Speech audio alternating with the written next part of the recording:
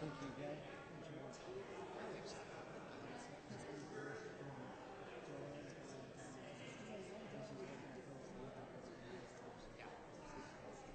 A dime. Nothing. Yeah, I know that. I'm going to miss you too. Oh. Did I do that? Did you lose some money here? Quarter on the bottom? I didn't know. I didn't do that. Well, there's a dime here and I found a quarter on the floor. You made money. We may need that later. Let me get this right here.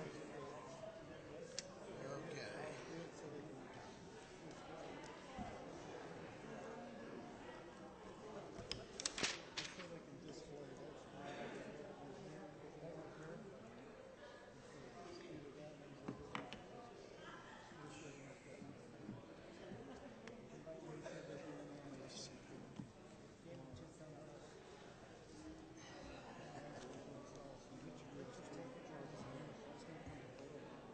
Oh, yeah, that would be good. Yeah, they won't have to drop me in the next one. I said that they won't have to drop me in the next photo like they did this last day.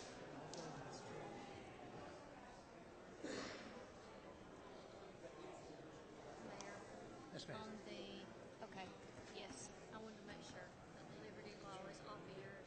Yeah, And it she is. never did come in, so. This person here, Right, she never did give me the presentation, she's not to come forward. what does she look like? Is she not here? I do not know. Okay, and, oh, wait a minute now.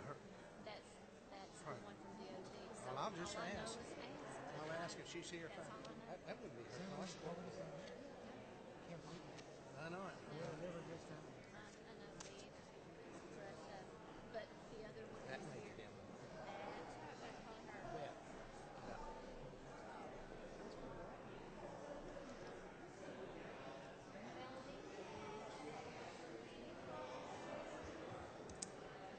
Okay.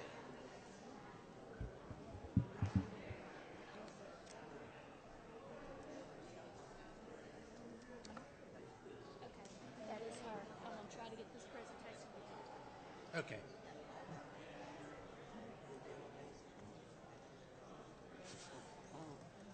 Does Bill still want to do that negative vote on that? On the last round, he wants to do it? Bill. And I'm going to try to be the other positive.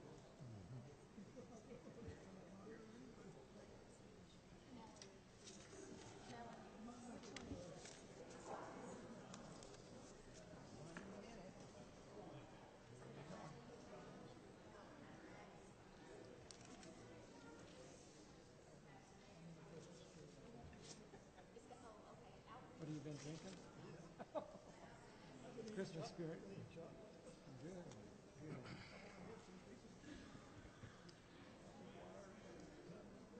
Been me up all night.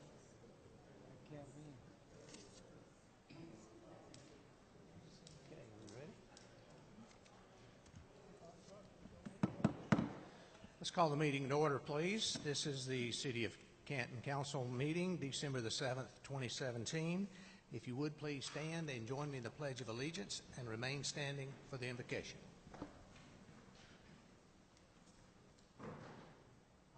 Allegiance to the flag of the United States of America and to the republic for which it stands, one nation, under God, indivisible, with liberty and justice for all.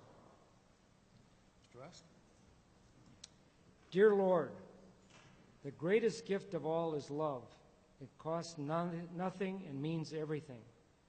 During this season of gift giving, please help us remember that we are celebrating your greatest gift, the birth of your Son.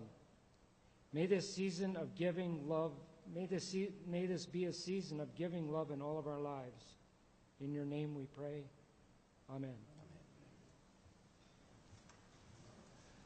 Glad to see everyone here tonight. Welcome.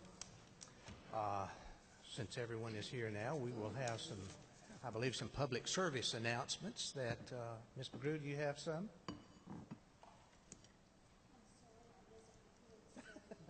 so quickly.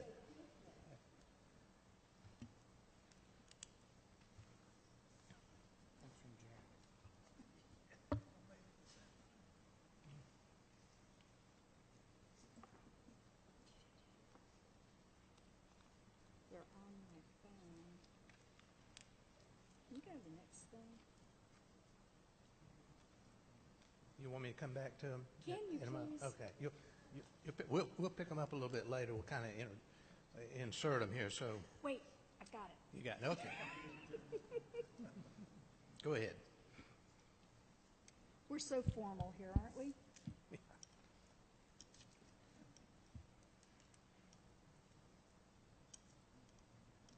I lied. It's not coming up. Okay.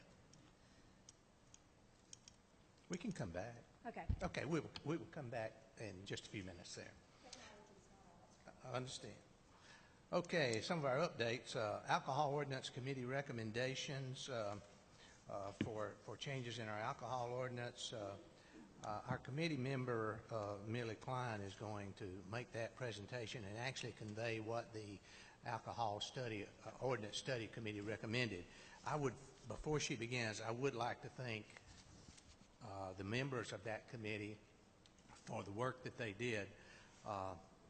Rod Drake was the chairperson. Bill Kent was on there. David Harrison, Dennis Burnett, J.R. Cochran, Jeff Roach, Karen Owen, of course, Millie Klein, Ray DeLuca, Sandy Kenyon, and Tyrone Gates.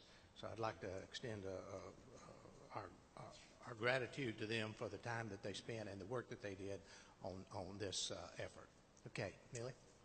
Good evening. My name is Millie Klein. I am presenting tonight to the City Council the recommendations of the Alcohol Ordinance Study Committee on behalf of our committee chair, Mr. Rod Drake, who is out of town this evening. The Alcohol Committee recommendations to date are as regards pouring licenses. Item A, pouring licenses will not be available without the applicant also providing on-site food sales. Item B, the committee recommends that food sales must make up at least 50% of the total sales of the establishment in all locations of the city in order to maintain a pouring license. Item C, food must be prepared on site in a kitchen that is affixed to the permanent location. A kitchen is defined as containing a refrigerator, a stove or grill, and a sink. Item E, there are no distance requirements for pouring licenses. And item F, current licensees who are currently exempt from food requirements would continue to operate under that exemption until a change in the licensee requiring them to come into compliance. As regards package licenses, the committee recommends that A, package licenses be available for businesses meeting the following conditions. Number one, the location of the business has at least 1,500 square feet of floor space enclosed for the retail outlet. Item two, no more than 50% of the total floor space of the retail outlet may be used to maintain storage or inventory of packages for sale. Item B, package licenses will only be granted if the establishment meets the following distance requirements. Item A, no less than 100 yards from church facilities. Item 2, no less than 200 yards from schools or educational facilities. Item 3, no less than 100 yards from public libraries. And as a side note, distance is defined as meaning the measurement of lineal feet as follows. Number 1, from the door of customer entry of the tract on which is located the business regulated under this chapter. Number 2, to the property line of the tract on which is located the school ground, church, daycare, college campus, or public library. And 3, along a straight line which describes the shortest distance between the door of customer entry to the property line. The revocation process that the committee recommends is, first of all, that there be a clear revocation process in the ordinance, that the city manager should have the ability to suspend a license and direct the suspension to the mayor and the council for a formal hearing, and that the city staff should ensure that the licensees are meeting the requirements to hold a license and all lapses should be directed to the city manager. Okay, thank you very much. And I might have missed one. Oh, okay. On pouring licenses, did I mention that there are no distance requirements for the pouring licenses? I may have missed that. Okay. Yeah. Okay. Thank you. Thank you very much. These are simply recommendations that the council will discuss, and if approved, the alcohol ordinance will be amended to reflect that. It does, quite honestly, simplify the alcohol ordinance quite a bit, make some of the percentages more uniform, and it's quite honestly much easier to understand, I think. So, thank you for the presentation, Mr. Rust. I just wanted to make one comment. Like our mayor, I wanted to thank the committee. I was one of the attendees with the mayor. The two of us were at every meeting, and I can tell you that an awful lot of thought and discussion went into every one of these items. So these aren't something that the committee just met for an hour and decided what to do.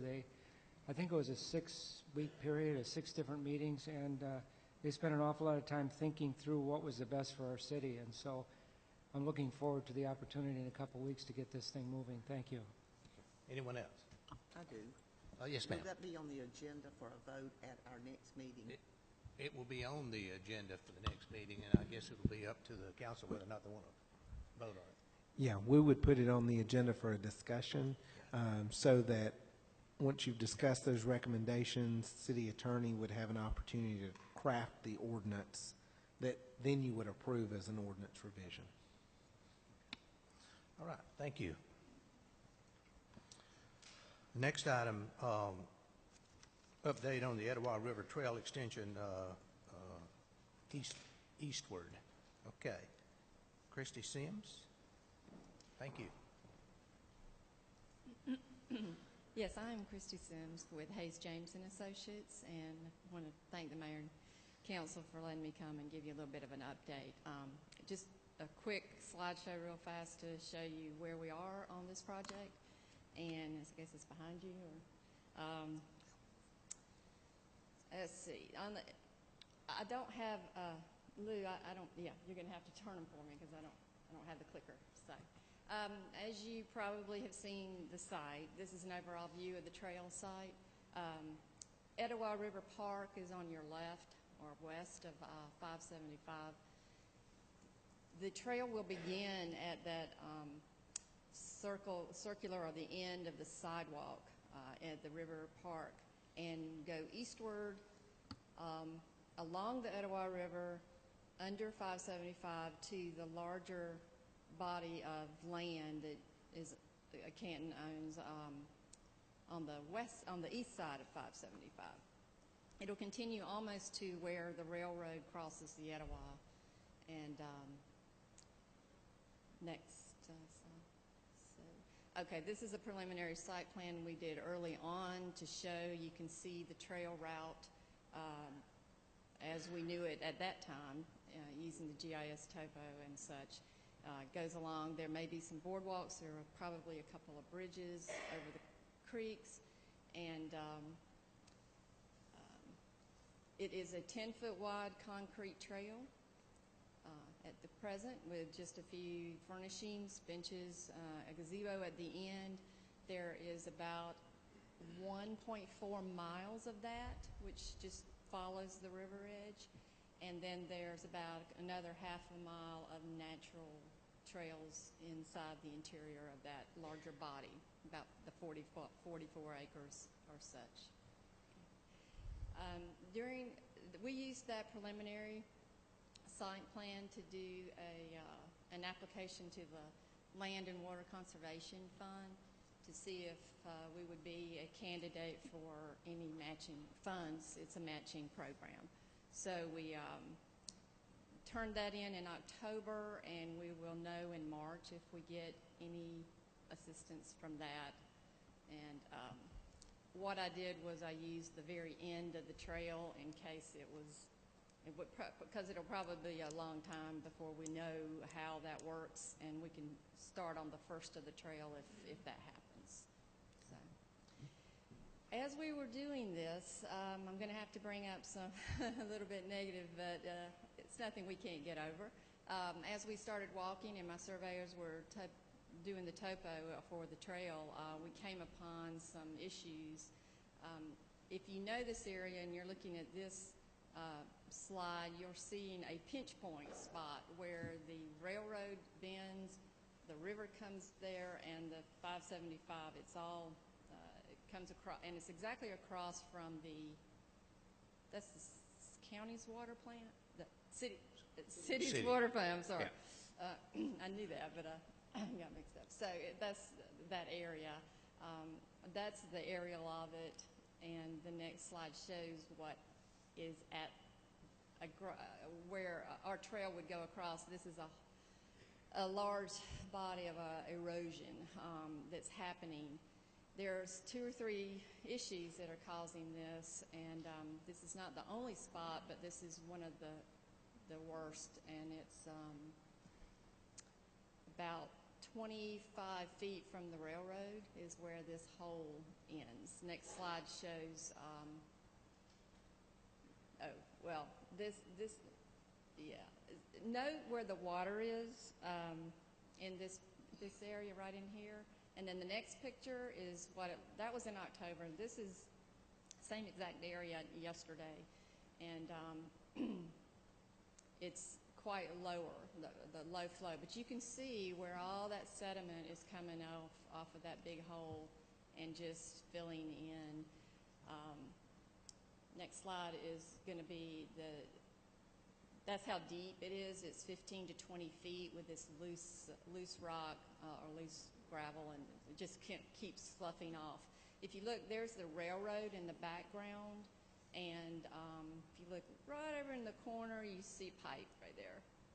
And the next slide shows you those pipes, and those pipes are under the railroad, and they are carrying water from this situation just beyond, and that's coming from above at the industrial park, at a pond up there, a detention pond.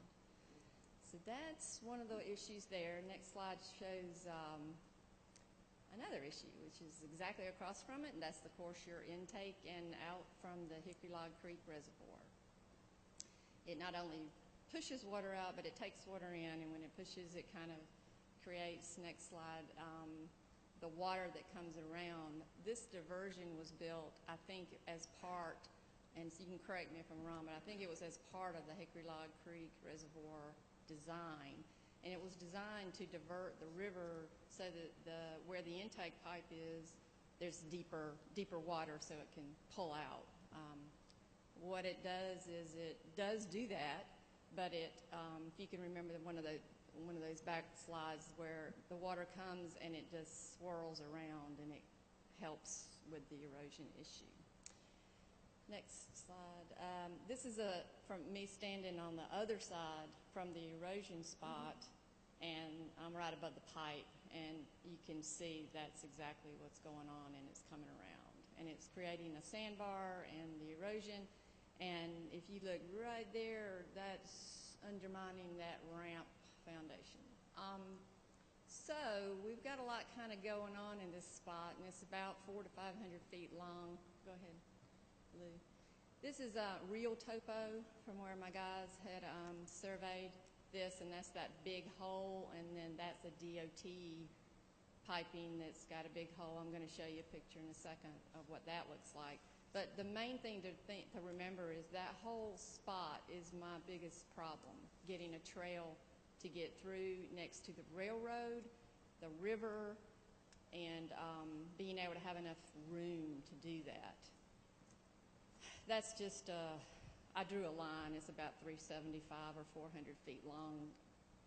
It's a good long wall, but if we did a wall, I've talked to EPD about it. I've talked to the Corps about it, and it's doable. It's just, I'm just letting you know that's one of the solutions. Another solution might be to do a combination of maybe some wall on the bad spots and helical piles or something to boardwalk it across. You don't want to just do a boardwalk and ignore the problems of the erosion, because they'll keep coming and it won't help the situation. That's that little pipe the DOT put in, and that's the railroad guy standing. He's aerial. There's no dirt underneath him.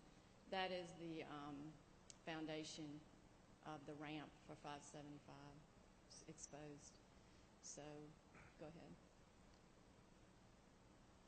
Okay, that was my worst part. Go ahead and hit it. I wanted to tell you some of the permitting that we're going to have to do, and that will be with Patriot Rail, Environmental Protection Division. Hit it, just keep hitting until they come in. Georgia DOT, Georgia Transmission Company, I think, and Corps of Engineers, and city, of course, and I'm not sure, but probably the county. The reason I say I'm not sure about the county is because they have the 150-foot buffer on the Etowah, and I'm not positive we haven't gotten that far. As I have to deal with that as well as the 25-foot state buffer, or if I can, if we do, it will just be, coordinating with Cherokee County on the buffer issue. I have talked to EPD. My contact there is understanding what we're doing and says, it's not undoable. It's a very doable thing. But I'm trying to avoid being in the buffer at all, as far as I can, as much as I can. Of course, the DOT, we're in there right away at that point, and that's a submittal to them. Talk to them. I've talked to Patriot Rail several times because I have to tell them every time I go to the railroad and be on the tracks. But I think, Billy, you and I had a conference call with them, and they seem to be willing to talk and be okay with it, but I think they're waiting to see what our picture looks like. And so, go ahead, Lou. This is just some ending trail images. This is pretty much what we're talking about, what it might look like. A large concrete trail with a fence along it, and maybe a bridge or two. There are two streams in the larger body of land going into the Etowah that we're going to have to cross a bridge.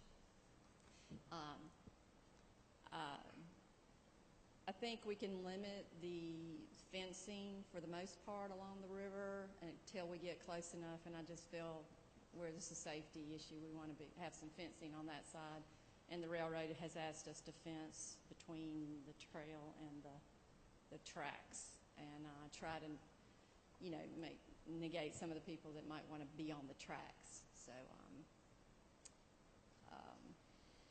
these are just some images of trail furniture that we might use. A gazebo at the end, fencing, benches, and trash.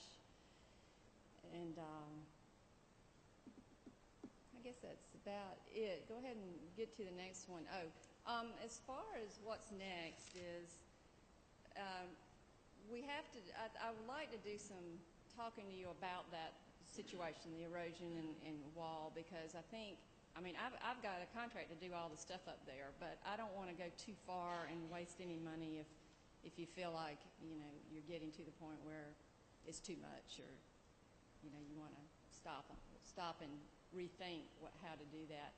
We do need to talk to some, I've talked to one geotechnical engineer. I had a structural designer and a contractor out there, and they're not scared of it, but it's just a matter of how to do it, and we have to design it and look at the costs on that. I will be looking at finishing up my topo survey and determining what the area of buffer impact is going to be, and that really depends on what my core permit looks like, my EPD permit looks like, and DNR permit and such. So I will be doing that. But before I go to CDs, we're going to have to talk about getting what you want to do with the wall situation. There's 2 or 3 options. Okay, and I'll just leave you with some nice little images. That's a boardwalk with next, and that's a boardwalk and some ramps, and that's about where we are. So, Okay. Any questions? The next step, would that be to design the section under the interstate and along the railroad there and get that approved by the DOT, railroad, and others? Yeah, I have that to do all those packages, those submittal packages to all of them. I've already flagged the trees. We've already done the topo, so I'll put sheets together and start doing the construction document sheets and submit to the Corps and all those other places to try to get approvals. That's the next steps. I don't have to finish the the construction documents before I do that, but I have to go far enough so I understand what the limits of, or what the impacts are, so that I can portray that to them in the submittals. That would be the next. It's kind of, they do kind of go along simultaneously, and then I guess talking about the fix on the erosion. So let me ask this, and this may be way out of your control. I'm sure it probably is, but you think there's a possibility we could be walking on that trail by July? No, sir. No? And that's because of the permitting stuff? Too many permits. So how about September? Well, yeah. Wow. I mean, what kind of schedule can we get? We want to move this thing along.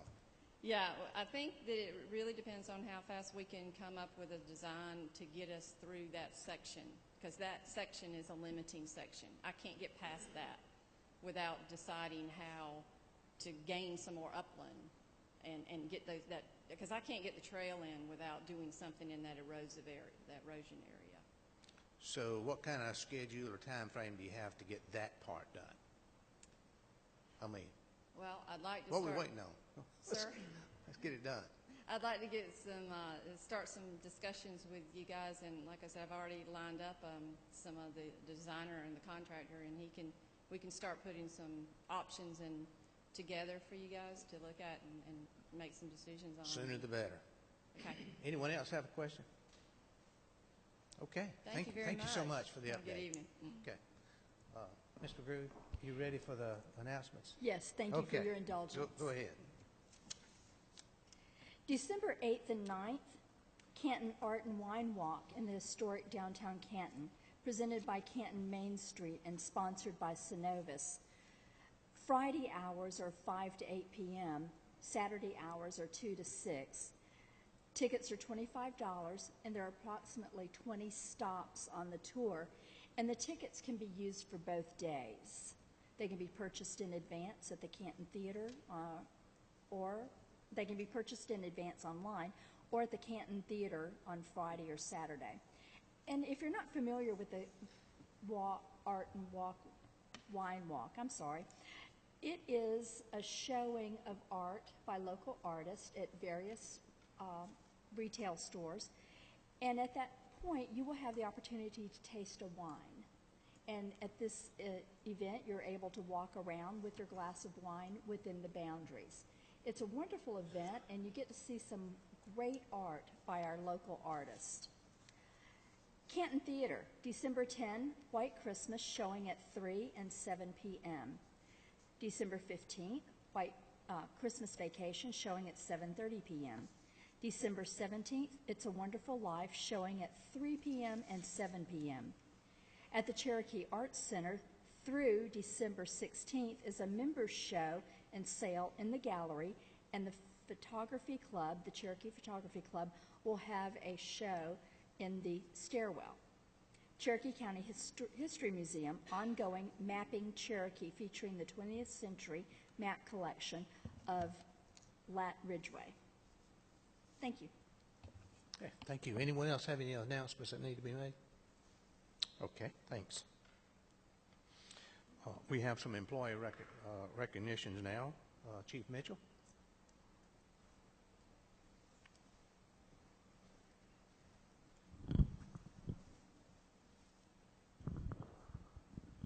Thank you, Mayor, Council, City Manager. I think, as we have in the past, I think it's very important for our citizens to get to know our police officers that serve our community. Can I have Weston Elrod please step forward?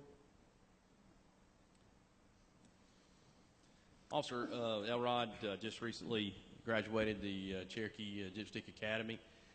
Has been with our agency now in the FTO program, serving in that capacity. And then when he's finished with that, completes that, will then be out on his own patrolling our city and engaging with our citizens. So we just wanted you to kind of put a name with a face. So this is Officer Weston Elrod.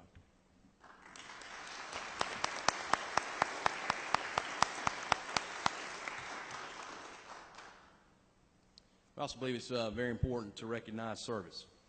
This next individual, if I can have Officer Joel Parker step forward. If you've been in Canton for any amount of time, you've probably seen Officer Parker. He served in many capacities in the department, from patrol to most recently was code enforcement. Did a great job for us in patrol over these past 20 years and in code enforcement.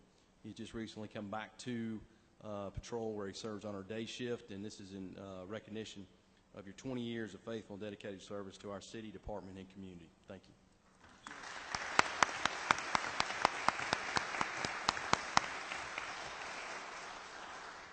These days, it's very rare to find where you've got someone that stayed at a department for 20-plus years, so we're very proud of him. One of our senior leaders in a young agency. Also, again, recognizing service. Just recently, the department transitioned over to some new badges. It's got the City Hall in the background, and our department, we're very, very proud of them. It personalizes the officers to the city that they serve instead of just having a standard police officer shield. If I can have State Certification Manager Mark Gavala step forward. If you've been coming to City Council meetings over the year, Mark Gavala used to work security during our City Council meetings and served us faithfully in 14 years at the department. A lot of those being in patrol, and then went to our state certification as our state certification manager, and just recently took a civilian position in that, and we want to recognize him for his years of service, and so we took his badge, we had it encased, very nice for him, and we just want to tell him thank you for the years of service that he served us in a law enforcement capacity, but now he does a great job with our state certification, and we hope to have him for many years there as well. So congratulations, sir. Thank you.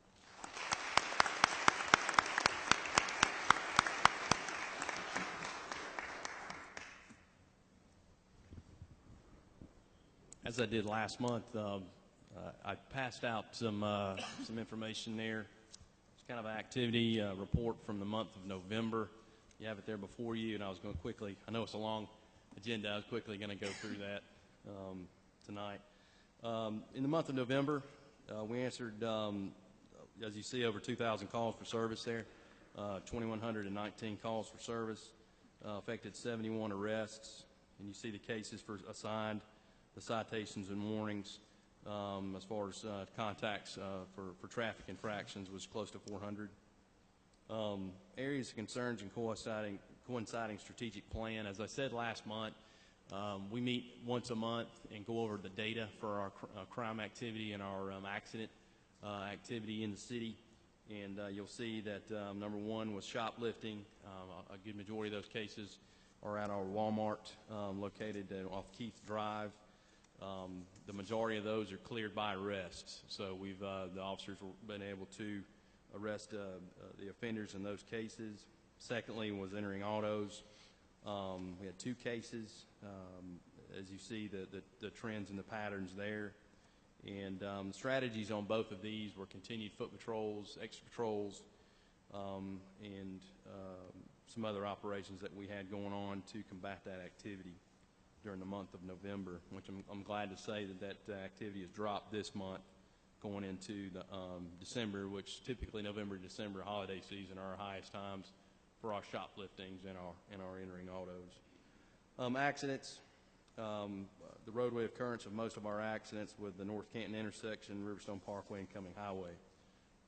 Last month on the 20th of November and also on the 29th, we had our Special Operations Division conducted several traffic operations in those areas to really focus on the contributing factors in a lot of our crashes, which are following too closely, and distracted driving, which is obviously texting and driving.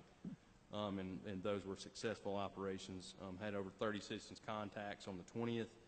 And then on the 29th, we focused on Canton Marketplace, our shopping centers, as far as the holiday season and traffic, and our shoplifting cases, and also pass out what we call safe car pamphlets to educate citizens to lock their vehicles, secure their cars, don't leave valuable items in their vehicles as well when they're going in and shopping, to educate the public on that. And it was successful. We have several of those operations coming up in December. Community events, as you see there, we have our Shop with a Cop coming up in December. our police in the park if it's not in our 5K, if it's not the weather's not too bad. Coming up Saturday, we have our Read with a Cop on the 15th. And as you see, a MAD meeting, Coffee with a Cop, school mentorship program involved in, and then we'll start our bus stop with a cop again coming up after January. So we've got a lot of community events going forward. In November, I had several high-profile cases that our officers and detectives worked. I think I talked about some purse snatching incidents that we were working in the month of November, end of October, November. The last council meeting I addressed, and glad to say all suspects have been apprehended in those cases. Worked with the sheriff's office recently during November, several armed robberies that we had on Marion Road. I'm glad to say that those suspects are also in custody, us working together with the sheriff's office. And then here recently we've had a couple of burglaries in the downtown area, and I'm glad to report that suspects have identified and warrants have been taken. So that's the end of the report. Just if you have any questions. Yes, ma'am. Thank you. Chief, I looked at the report last month, and then I came back this month. Is it correct that you, on average, take about 70 calls a day? Roughly. Yes, ma'am. That, to me, that's mind-boggling. In a town the size of Canton, that we would have an average of 70 calls a day to our police department. Yes, ma'am. In the 24-hour period, that's typically is what we run. Yes. Any other questions? Amazing. Okay. Any other questions? Thank you. Thanks, sir. Appreciate it. Okay, we have with us this evening the Georgia DOT Government Affairs Project Manager, Melanie Reynolds, and I don't have her. Jill Goldberg. Oh, okay. Then you're going to give us an update on the new toll lanes that are coming up 575. Yes, sir, Mr. Mayor. Thank you. Pull that close to you if you don't mind there. Is that better? That's a little better, yeah. Thanks. Okay. Thank you, Mr. Mayor, members of the council, for having us here tonight to give you an update on the express lanes that are coming. They're coming very fast to the area. We, in fact, saw a few people trying to test them out this evening in the traffic. So we're going to have to take care of that little issue. But go ahead, Lou. So what I want to do, besides give you an update on the construction and where we are, is just kind of remind you of why we came to the decision to put express lanes in and what they mean for the area, not just here in Canton, but the entire metro area region. They do provide greater flexibility for commuters and motorists. They're really designed for commuters. So that's why in the mornings they'll head into the Atlanta area, into Marietta, into where people will go to work, and in the evenings they head out back to the suburbs so people can get home. They are open at other times of the day, but that's really what they're designed for, those peak periods when people are trying to commute to and from work. They also help us to cover some of the expense of the roadway by charging a toll. We can use some of that additional toll funds to maintain the road better, to provide hero operators on there. So there'll be hero operators that are dedicated to working in the express lanes. They'll help the law enforcement and first responders with clearing incidents. They'll help any disabled motorists. They'll pick up debris. They'll also reverse the system. So some of that can be offset by the tolls. And then we do know that they work in the metro region because we have had some on I-85 for about 6 years now, and those are very successful. So many people try to use those lanes there that we actually provide incentives to try to encourage people not to use them during the peak period. The tolls oftentimes for that 16 miles will hit $15 or $16 during that peak period of about an hour in the morning and an hour in the evening, and people are still begging to use them. So go ahead, Lou. Okay.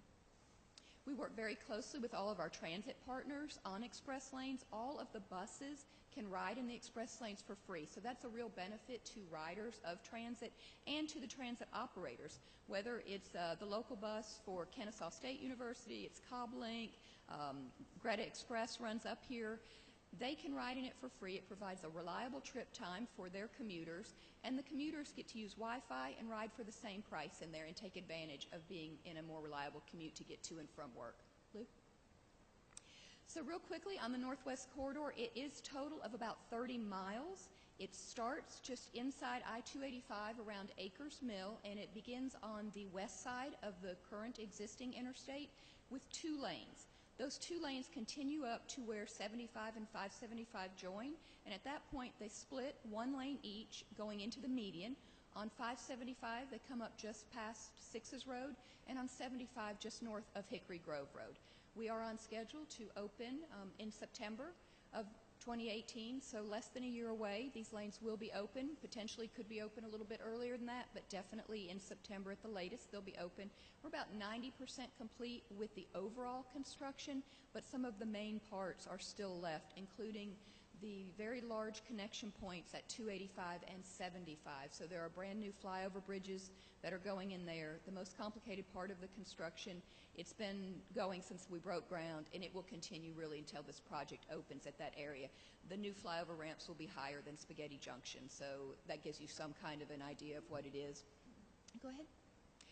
There are 39 bridges on this system as well. So the 575 section is pretty much at grade in most locations, but a lot on 75 is above grade and built on bridge structures. 39 bridges for one project is very large. It also has a bridge over a mile long, which is the state's largest inland bridge. So that's kind of just a neat fact about it, but all of the bridges are currently under construction or completed at this point in time. Go ahead. This is just a picture to remind you, we've just been under construction for about 3 years. We passed that milestone in October, and we're looking to have the governor and everybody back when we ribbon cut on this in September. Go ahead. Here's a picture from 285 and 75, just showing the complexity of those new ramps that have been brought in. In the mornings, when you come down the express lanes, southbound direction towards Atlanta, you will be able to directly connect to both 285 east or west. And in the evenings, when you come back and you want to get up to Canton, you'll be able to be coming from either direction and join the system of the express lanes until you can divide again at 575. Go ahead. This is just an example of some of the progress, how quickly it's being made. In just a little bit over a year, you can see that we put in a whole new bridge that goes up and over the current Delk Road interchange. So rather than disrupting that interchange or trying to go under it, the decision was made to build it elevated and come over. It minimized the right-of-way, and it also did minimize some of the construction impacts. We've had to close 75 a couple times in detour traffic for that one, and we have one more detour coming up for a location a little bit south of there. They've all been done overnight with minimal disruption to traffic. So go ahead. This is a good example. It's a very current picture just taken last month at the end of the month that shows an example of some of the signage that is up. This happens to be a northbound view, and it shows the brand new express lane sign. That sign that you see where you see the black mark, it actually is electronic, and when the system is open, it would say open, or it would say closed when it's not. So those are the signs that you'll see, signs like that. They'll all be electronically controlled, so the messages can change on them. Go ahead. This is some of the paving and stuff that's going on at I-75 and 285 right now. We'll continue that work.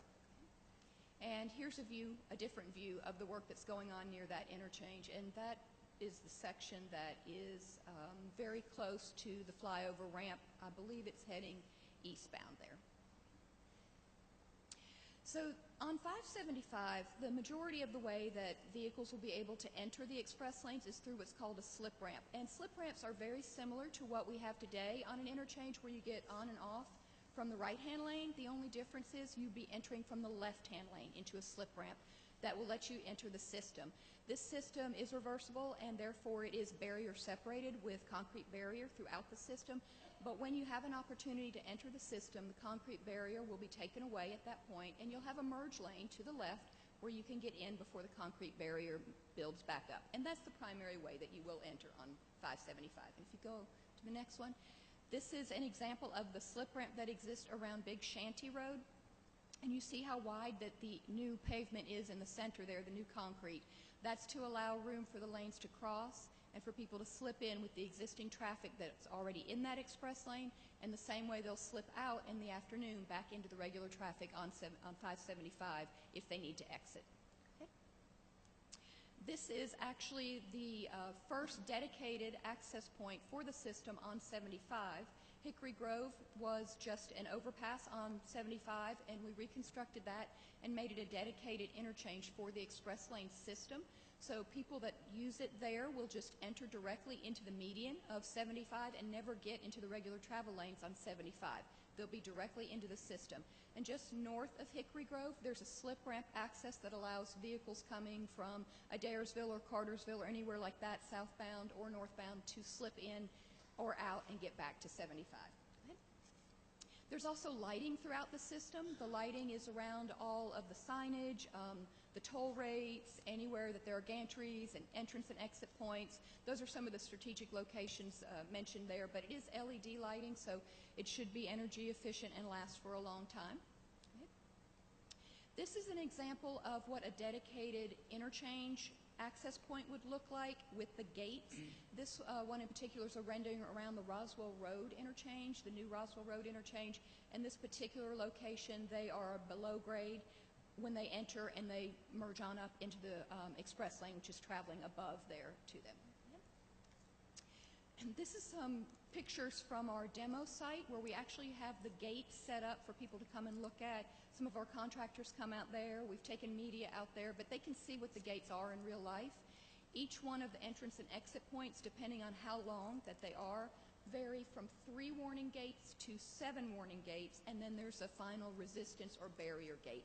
The warning gates will have this red barrier, the red flap on it that says "Do not enter," and they're designed to break away if a vehicle does come in. If they're unaware for any reason, the first couple of gates will break away, but that resistance gate will stop a vehicle. So the resistance gate is the gate represented in the picture at the very back, the one that's pointed perpendicular, pointed straight up towards the sky. So it's a very heavy gate, about 1,800 pounds for the lightest one, and it has counterweight that helps keep it from operating properly. It will go up and down based on that counterweight. Go ahead. And this is a picture actually from our South Side system, which opened earlier this year in January of 2017.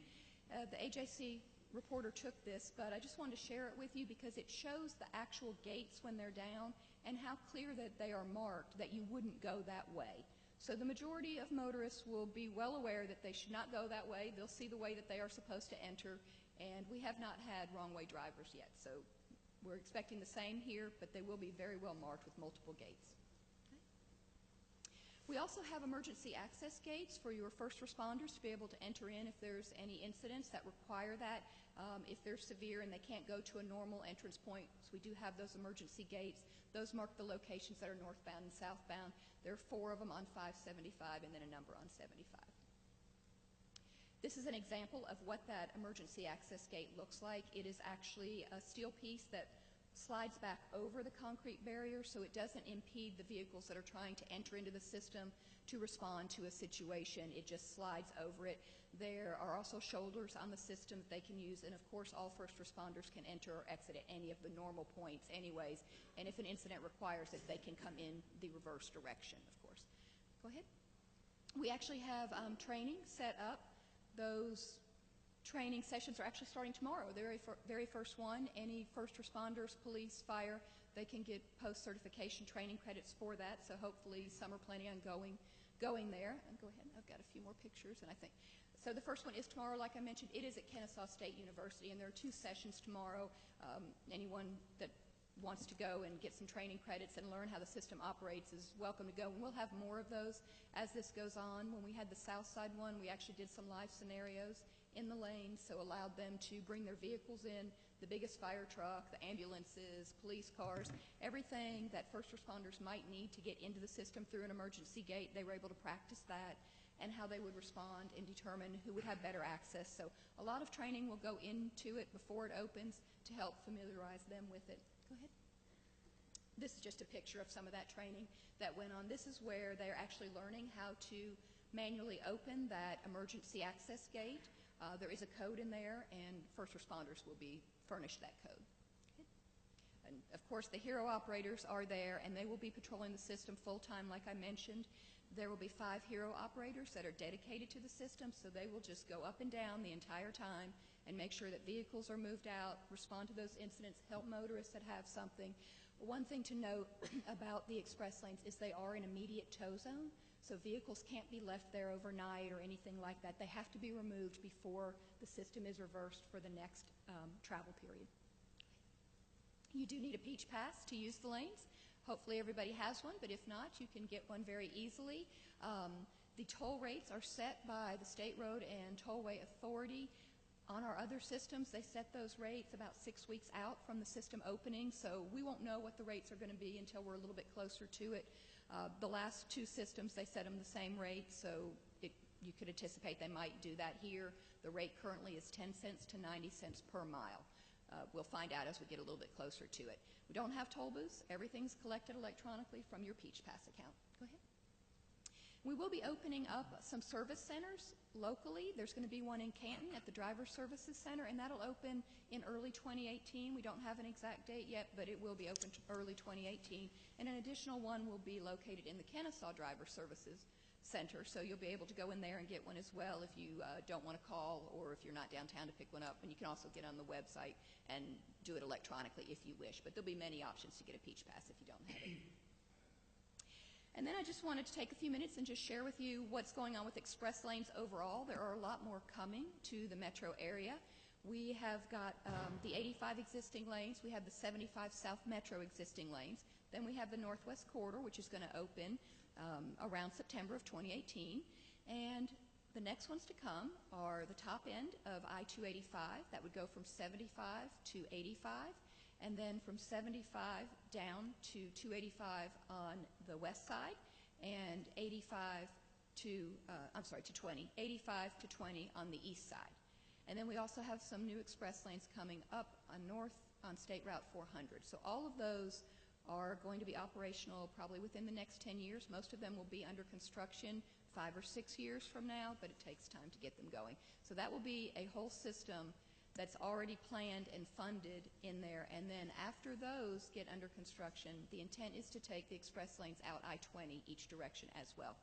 Go ahead. Those that I mentioned are part of the Major Mobility Investment Program. That's a program currently of 11 projects that the governor announced that are going to help with a lot of the mobility and congestion issues that we do have around the state. Of course, many of those issues are located pretty much in metro Atlanta area. So we have the express lanes projects. There are some interstate widening, some interchange reconstruction, and a brand new commercial vehicle lane project south of metro Atlanta that basically will start around Macon and come up near 285.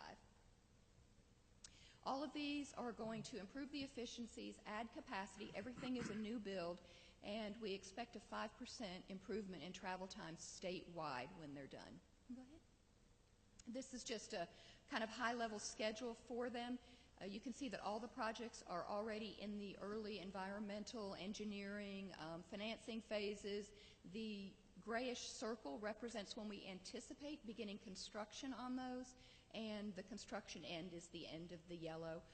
All the projects will be some form of a design-build project. So they might be design-build finance, design-build finance, operate and maintain. It just depends on what the project is. But the benefit to that is that we can begin that construction before we finish the design on them when we do that, and we can also leverage the funds that the state has to get more projects built.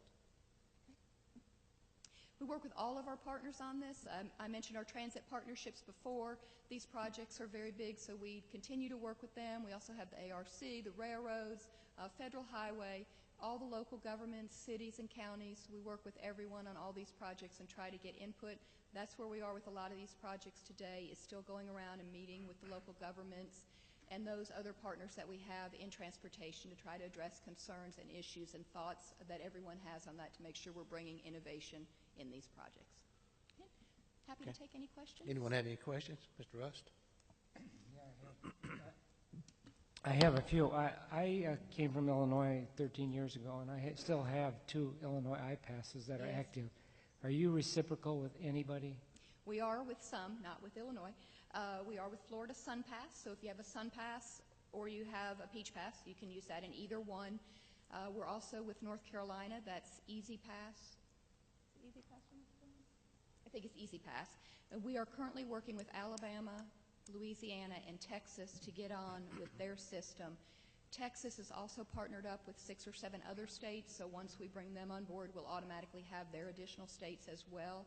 Of course, the biggest one is the one that runs up through the north and into Canada, and that system, unfortunately, has millions and millions and millions of users. That technology is very old, though.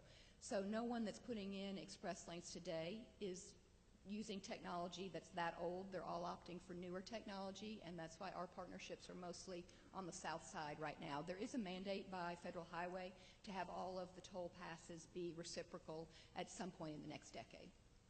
You know, I'm curious as to why you make it so expensive to run the system, to drive through that system when it's real busy.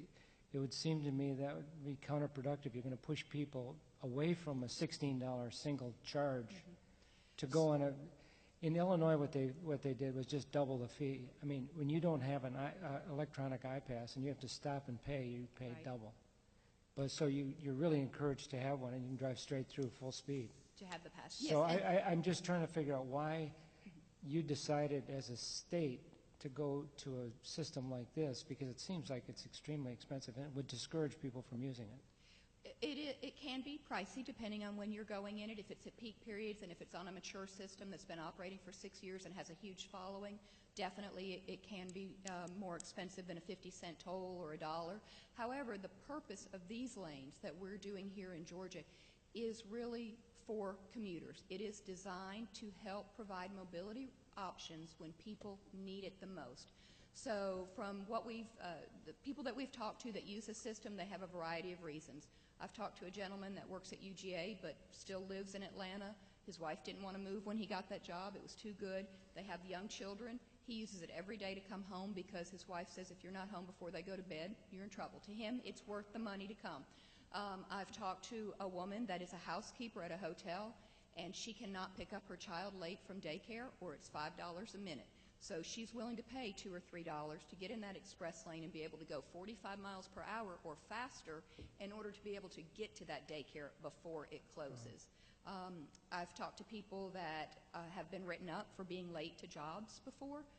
A lot of people that work in more manual type industry or blue collar industries or hourly people, they don't have a lot of flexibility in when they can and can't arrive at work. If they've been written up in the past and they're at risk of being fired, that's an option they may choose to use that day. That toll becomes, pretty reasonable to them when they think I'm going to pay $4 or $5 or I'm not going to have a job anymore. So there are all kinds of reasons why people would pay that toll. It's a personal choice. But the toll road is designed to go at least 45 miles per hour so that you can have a reliable trip time. So you know you're going to miss your flight at the airport. You can jump in it because that day it's going to be worth it to you. They're not really designed for people to use them every day, twice a day, to and from work. There are definitely people that do. We see that on 85. We'll see the same tag numbers in them all the time, but that's not their general purpose. The general purpose is you choose to use it when you need to. I just had two other Absolutely. quick questions, hopefully not long answers. I'm sorry. But are out-of-state buses and public transportation vans, whatever, eligible for a free pass for Yes. this? They are. Yes, all transit, all No matter what state they might be from. I mean, somebody, I know this for a fact because somebody comes out of Nashville to the airport in A Atlanta. registered van pool cannot ride for free if they're registered in another state, but they can get a peach pass and do Okay. it. But a bus, a true bus, can ride for free Oh, in the but lanes. I They mean still a need peach to have pass. a If peach you- pass. But they would be eligible for a peach pass possibly. Yes, yes, but only Georgia-registered van pools can ride. Last question is, are the hours fixed or are they variable, and do they vary by time of day and season, and is it permanent or does it keep moving around? Well, the goal is to keep them relatively the same. We can adjust for special events.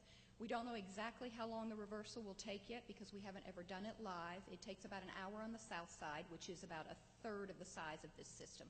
So the basic way is that I'll just tell you, in the afternoon, it would run northbound. We would have switched it over to northbound sometime around 1 o'clock. It should be opening. So 1 o'clock p.m., it would come northbound.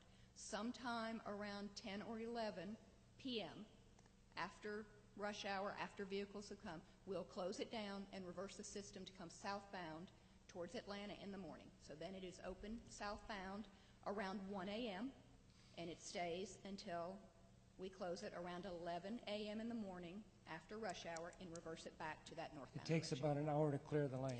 It takes about an hour to do the south side system, which is 12 miles and 1 dedicated interchange. This is 30 miles and 5 dedicated interchanges, plus a lot of others. So I think an hour is too hopeful. It's probably going to be an hour and a half, 2 hours. We have that 2-hour window right now. Thank you. You're Thank you very much. What other states in the southeast have this reversible toll road? Reversible toll, Florida. Texas may have some reversible ones, but that's, yeah, not North Carolina, South Carolina. So most of them don't, okay. Yeah. All right. Anyone else? Jack, go ahead. I want to ask you, I know 400 had the toll lanes there for a number of years and finally paid off that toll. My question was, will that happen on this, if it eventually pays itself over? It's not designed to, because the whole reason to toll it is to manage it at 45 miles per hour. So you are able to provide that reliability into the future, into infinity. It can always be, because you can adjust that toll to keep it flowing. As Councilmember Russ pointed out, people will not get in it when it's too much money for them, unless they need to that day. So that's how you manage it, supply and demand. The more people that want to use it, you have to raise that price to keep it flowing at 45 miles per hour. So that's the intent of the tolls. The intent of the tolls was not to pay back the cost of it. The intent of the tolls is to control the usage of it. Yeah. Thank you for coming. You're welcome. Anyone else? Thank you very much. Thank you. Appreciate that update. Okay. Our consideration to approve our agenda.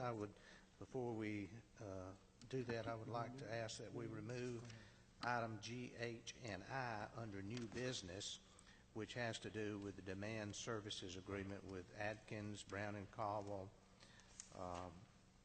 and requests for proposals for expansion of our wastewater treatment plant design.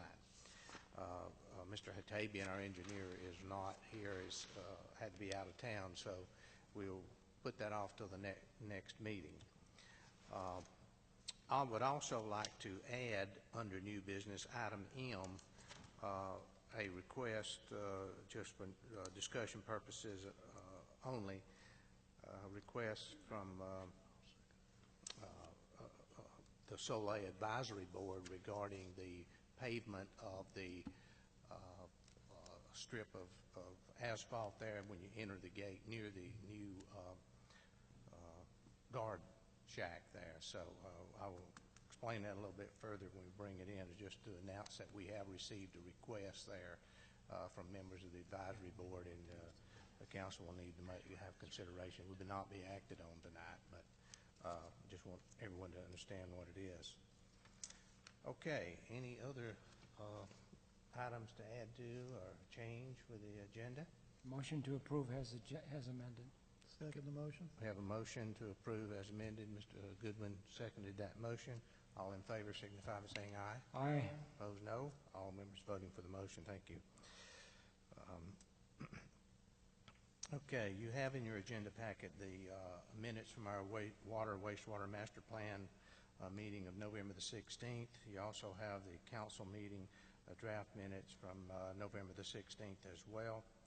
Are there any changes or corrections to be made to either of those? Motion to approve. Second. We have a motion to approve. Mr. Young seconded that motion. Any other discussion? If not, those in favor signify by saying aye. Aye. Opposed, no. All members voting for the motion. You also have in your agenda package the financials for October. These are for informational purposes and require no action on behalf of the council. Are there any questions or comments regarding those? Okay, if not, we'll move along with that. We have no one that's actually signed up for our 10-minute public input period, so we will move on to our old business. Item A, 11A, and that is a discussion and possible action to annex 1.039 acres located at 2129 Reinhardt College Parkway as requested by Edwards Property Investments, LLC. Mr. Patton. Okay. I think it's, of course, been presented to us at the, more than one time, several times, I believe. So,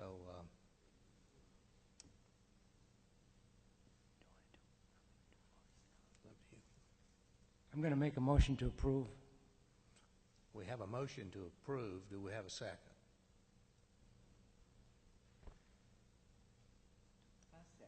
Okay, we have a second.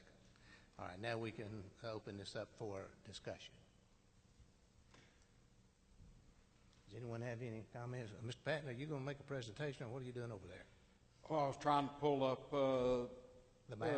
aerial that has future growth boundary areas, water service areas, that sort of thing, relative to both of the matters that will be before City okay. Council. Okay.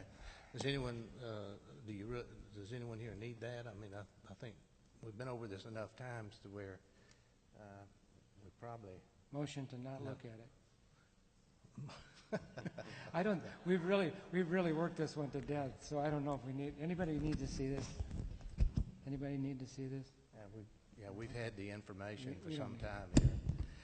And one of the reasons I want to refresh everyone's memory here, the reason that this is up for action tonight, normally it would be at our second meeting, but there was a typo or a problem with the original ad that was actually the city's fault. They would put the wrong date in for a public hearing. And so it had to all be redone. And so that we did not, since it was the city's fault, we agreed that then we would use the last meeting as another, like a work session. And then this work session normally would be a voting meeting. So we didn't put them off any longer in learning the fate of the decision of the council. So we do have a motion to approve with a second. Were there any conditions with the recommendation that came to us?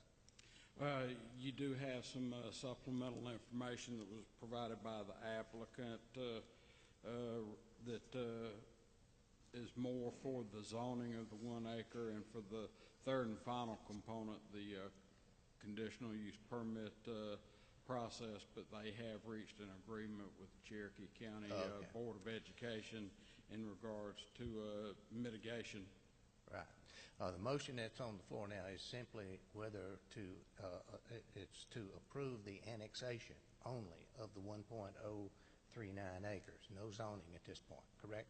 That is a motion, I believe, yes, sir. Okay. Any other discussion? If not, those in favor signify by saying aye. Aye. Opposed, no? Okay, I believe it was 2 noes. You were aye, right? Okay. Aye. You voted He's no? Okay, so it's Jackson, no. No, no. Okay, let's go to this. 3-3. Let's go to that. Ms. McGrew? No. Next. Yes. Mr. Russ? Yes. No. Okay. I'm going to vote yes on that one. I think we need to, this has been around a long time, and it was, this project here has been, some of this property has been zoned a long time, but this 1 acre is something that would allow, if the property is developed, to extend the landscaping and a sidewalk and so forth along the road right-of-way, which I think would be very helpful. Okay. Next item, discussion and action on the Planning Commission recommendation to zone 1.039 acres to R15, which is consistent with the other 25 acres, or 26 acres. Motion to approve.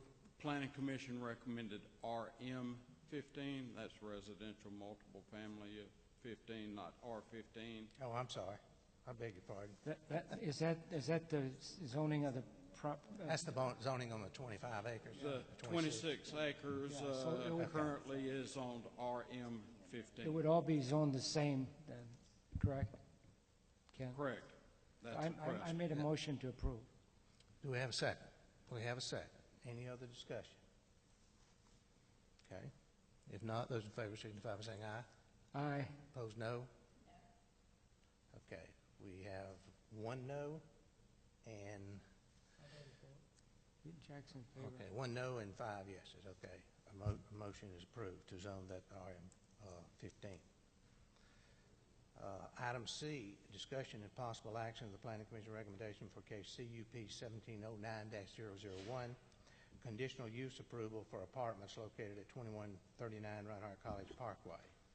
And this is the conditional use zoning for the 26 plus or minus acres there for the apartments. Motion to This approve. would be conditional use permit approval for the total of 27 acres, 27.292 acres. Planning Commission did recommend approval with the condition that the maximum number of units be 266. I made a motion already, but that's just for clarification, because that's 130 units less than what they could do. Correct. Correct. Thank you. So the motion is to approve with the conditions as recommended by the Planning Commission. Correct. Is that correct? That is my motion, yes, sir. Okay, we had a motion and we had, I want to second it, but I want to reiterate a couple of things. Sure. We had asked that there be a second entrance located off 140, and that has been done, correct? Correct. There is an agreement in place to provide a second entrance.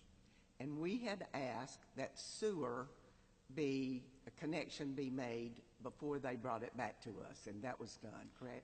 They do have an agreement in place for water and for sanitary sewer provision. And we had asked that they make a pledge to contribute to the school board, and I believe that they are to give $391 per unit to the school system. Is that correct? That is correct. And I believe that we had asked them to upgrade the Pea Ridge Road for better access onto 140 as well. Is that correct? I do not recall that. I don't remember that one either. I think that we asked that they would upgrade the exit from Pea Ridge Road onto 140. Is that right?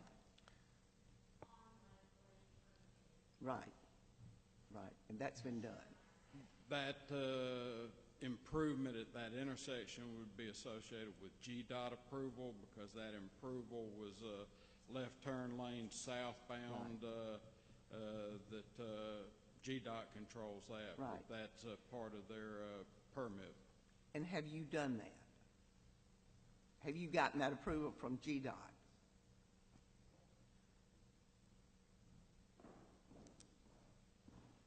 That's our current design right now. That we'll have to get GDOT approval for that, but that's the current design that we proposed to them. Okay. Yes. Okay. As shown on the site plan. Okay. With the Then I application. second the motion. okay, I have a motion and a second. Any other discussion? If not, those in favor signify by saying aye. Aye. Opposed, no? 4 yes, 2 noes? Okay. Ms. McGrew And Bill? and Okay. Bill Grant voted no. Okay. So the motion carries. Okay. Next item, discussion and possible action to annex 63.60 acres located at 2970 Reinhardt College Parkway as requested by JLL Development, LLC. Mr. Patton, you'll mention the Planning Commission? Well, the Planning Commission does not make a recommendation involved with That's right. annexation. On that annexation. That comes Okay. to City Council for their. Mr. Grant, you got a comment? Second. Motion to deny. Second. We have a motion to deny. Ms. McGrew seconded that motion. Any other discussion?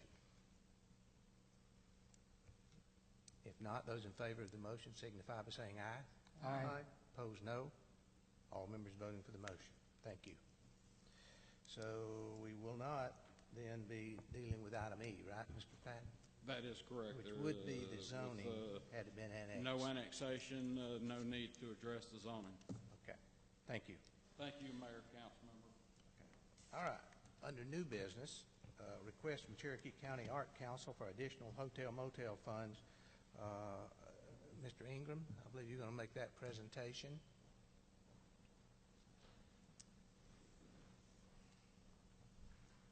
Thank you, Mayor and Council. Good evening. You have in your packets a budget amendment along with a request for additional appropriation from the Hotel Motel Tax Fund to go toward the Cherokee County Arts Council. Tonight here in the audience are representatives with the Arts Council. I think they're here to answer any questions that you may have or hear your comments. Yeah, I would have a couple of questions. Have you been asked for more money from the county?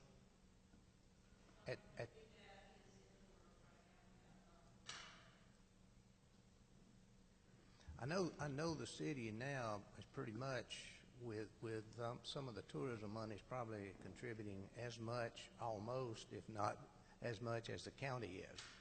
Sure. And so I just wanted to see what the county told you. If you needed more money, what did they actually say? Well, that it's not their fiscal year yet, and so we have a package that we want to present to them, but we can't do it until the summer. And that's when we've been advised by Mr. Cooper that we can make a presentation and we can go before the commissioners with that. So what fiscal year are they on? I'm sorry? What fiscal year are they on? Same as ours? So we're, okay. What we're asking for tonight is what we have gotten from the Tourism Board for 5 years. We're asking a little bit more. It came through the Board of Tourism. We've had the big grant for 5 years, and we're asking the city for this. It's strictly for Canton Festival of the Arts. It's not for anything else. And it's strictly for promotions of Canton Festival of the Arts. It is my understanding that about $80-something hundred of that is for advertising. I'm sorry? About something over $8,000 of that would be for advertising. Yes, that is correct. Which might qualify under hotel motel, but I'm not sure that the other amount would under tourism, because some of that was like supplies and stuff, wasn't it? Okay. Well, we can revise it. I have Kathy Lau, our treasurer, with us. She worked on the figures, and she's the treasurer of the Arts Council. We can revise that. We're happy to. Okay. Let's see. Ms. McGrew, you have something? Let me think on I'm sorry. it. Go to somebody else first. Mr. Peppers, you had something. Just a couple of comments from my review. When I was looking at the spreadsheet on the expenses, the dollars that come from Canton Tourism fall under their definition as being our destination marketing organization. And state law says that those dollars should be used for what they define as promoting tourism conventions and trade shows, which is a defined activity in the law for marketing. And so just based on those roughly $15,000 of request, I think that only the $8,200 for advertising would fall under that fund source.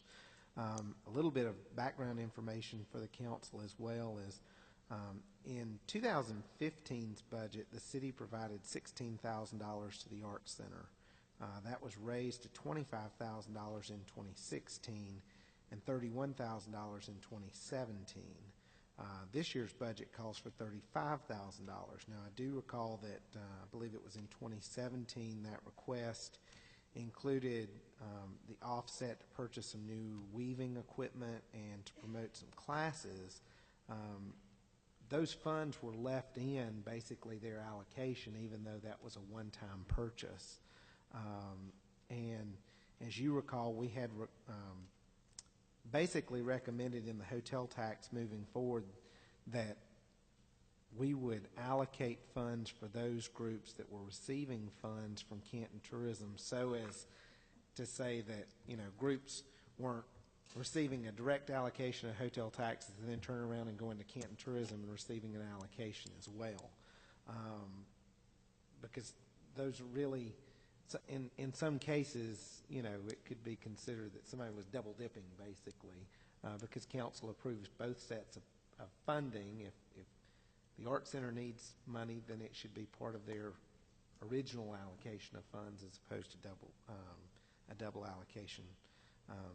I would suggest, though, that, you know, if council does want to move forward with an allocation as it relates to spending funds on marketing, that it should be done as basically a reimbursement for actual funds spent on marketing, because we're under some requirements as it relates to the hotel tax to make sure that the funds spent from certain pools are spent on exactly what the pool allows. And so in this case, if it's for advertising, then we should only be reimbursing the cost of that actual advertising. Okay. Well, before, just like to ask one other question. Is that, I know it's a Cherokee County Arts Center. Have you been to other cities and asked for assistance and funding other than Canton? We've been to other cities? No, sir, we have not. Okay. What was that answer? I'm sorry. No, No, we have not Okay. asked Okay. other cities. But with this, again, what I'm asking for is Canton Festival of the Arts. It's the festival. It's not for our operating. We're very grateful for what the city of Canton has done for us for our operating, and we turn in our receipts quarterly. Thank you. Let's see, Ms. McGrew. Yeah, thank you. As Mr. Pepper said, that talking about a reimbursement, receiving invoices from the Arts Center and operating on a reimbursement program not to exceed $8,200. I could go for that maybe. Are you receiving any grants? I'm sorry? Are you receiving any grants?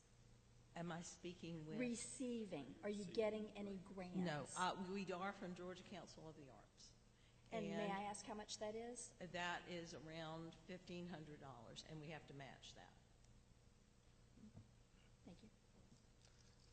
Mr. Grant.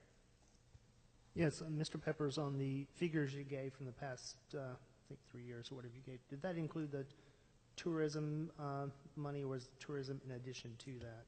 Tourism would be in addition to that.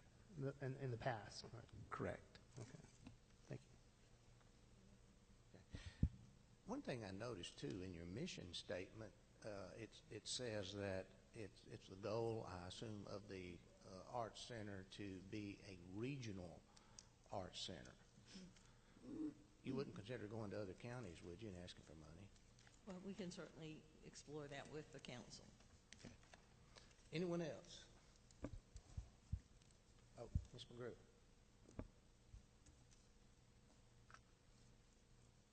It was asked and answered. Thank you.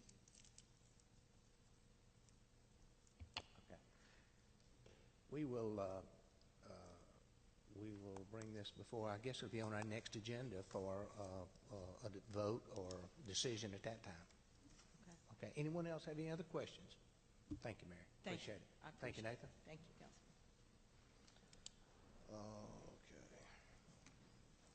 Okay, funding request from Cherokee Family Violence Center. Ms. Rogers?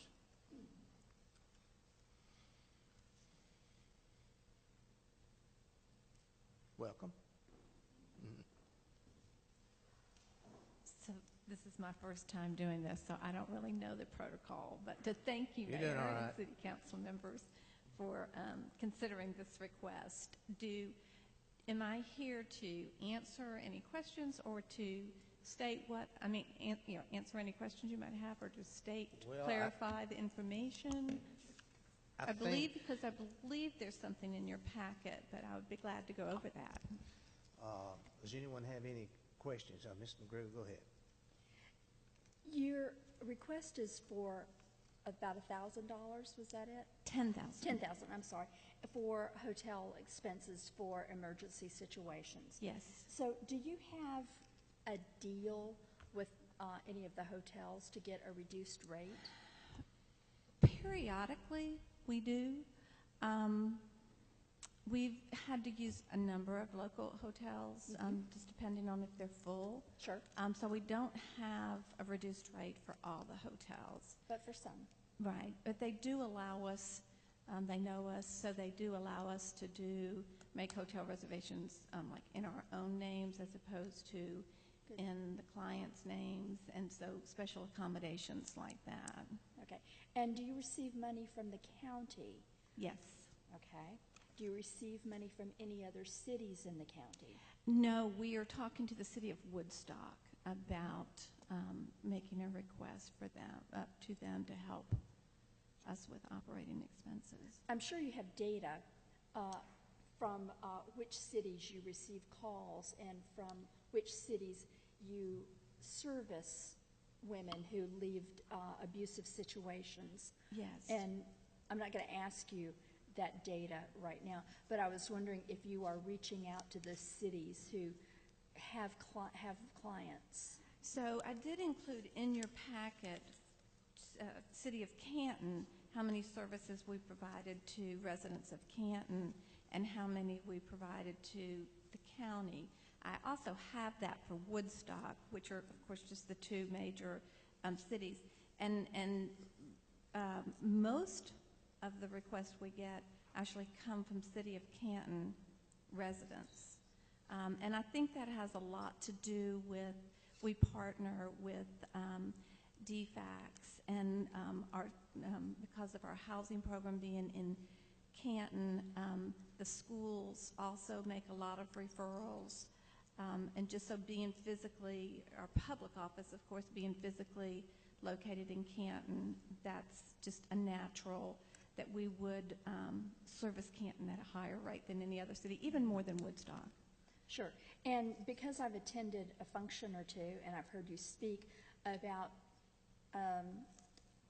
call award that you've been given in a Spanish-speaking call center, would you enlighten council who may not know this information? Sure.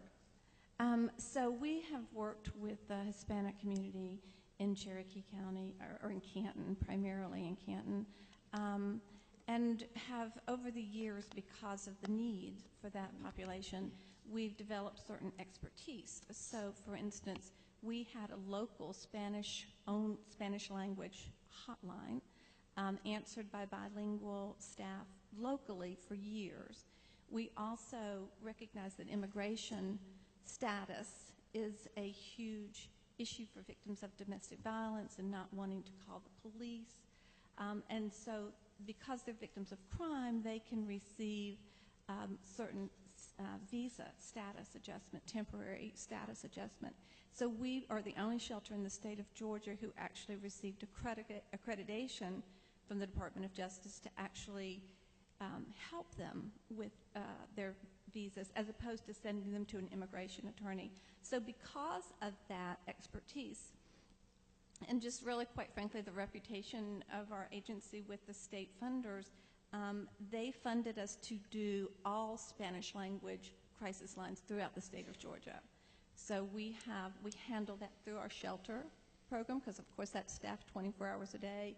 And actually, because of the work there, they want to centralize the English statewide hotline and want our agency to handle state calls from all over the state, from English and Spanish-speaking clients. So it'll be a huge undertaking, the English one, but I appreciated their vote of confidence in our abilities. Yes. Meg, will that be a money-generating endeavor for you if you take over the hotline for the whole state? Not money generating, I don't think in the traditional sense. We don't charge for any services. I mean, but the communities that are forwarding calls to you are not going to be paying you for it? No shelter in the state of Georgia charges. No, but I mean just for the hotline calls. No. What we would do is be funded. So those advocates who are handling that would be funded through grants from the state funder. So, for instance, we have 6 bilingual Spanish hotline workers and a supervisor that is funded through the Criminal Justice Coordinating Council to handle Spanish, and we would have a similar number for English. So that's the funding that it brings in, the payroll. I had one other question because we know each other from 2009 when we worked together on the River Green Run. Yes. But I'm curious about the 12 units. I've been to the apartments, right. 72 units I think you used to have. So when someone comes in an emergency and you need those 12 units and you have an overflow, you have 16 people show up, you got to put the other 4 someplace. That's what you need, those 4 units that night at least for. How long do they stay in the emergency before they go to the apartments? Or is there a time period? Do you have 3 days, 5 days, 7 days, whatever? So our emergency shelter is actually a separate facility, which is that's confidential. Because these women who come in, their children come in, they're really escaping ongoing abuse, violence, right? Yeah. So it's separate from the apartments. I thought the apartments were somewhat confidential too. You didn't want. Well, they're so big. Tried. I don't. hard to hide the elephant, right? Yeah. Right. So Yeah. we have just embraced it, and so it's our public office. We have a heightened security, but really the women who are living in our apartments, their safety has stabilized. They're not being actively stalked, or their safety is a little bit more stabilized. The women in our shelter is not that. They come in typically in the middle of the night. They're brought by Canton law enforcement. So that is separate. The women can stay there. There's not a set time. It's really based on their situation. So, for instance, we may get a woman who's 6 months pregnant, and it's not safe for her to be in her home. So we don't arbitrarily say, in 30 days you have to find a new place to stay. So we would let her stay there until she could deliver and find a more permanent solution. So everyone's different, but typically 90 days. But sometimes so you might have to have someone in a hotel room for 90 days. No. No. Okay. So the hotel is more short term. So someone needs to come in immediately. We just need to bring them in at that moment. We work with other shelters to try to find space all over the state of Georgia, but sometimes we just need to make them safe. So we would put them in a hotel typically no more than 2 weeks until maybe a spot opened up in our shelter, or we could find a community shelter in Bartow or Forsyth or up in Blue Ridge or even Marietta. So we network with them to find them safety, but I don't want them being in danger while we're trying to find them more permanent. You're just looking for help with your safety valve, and if you need that safety valve, you can't turn anybody away. What do you do? Right. You drop back 2 and punt doesn't work in this situation. So that's why we use the hotels. Yeah. Okay. Thank you. Do you accept clients from outside Cherokee County? Some, like for instance, another sister shelter may be full, and they may ask us if we have space, and if we have space, we would. Primarily, they're from Cherokee. Okay. Anyway, Mr. Peppers, you have something? Yeah, I was just going to note to council that an expense like this would either have to come from the non-restricted part of the hotel tax. That would be one possible funding source. The other possible funding source would be the general fund, but those would be the only 2 spots where it could come. Okay. Ms. McGrew?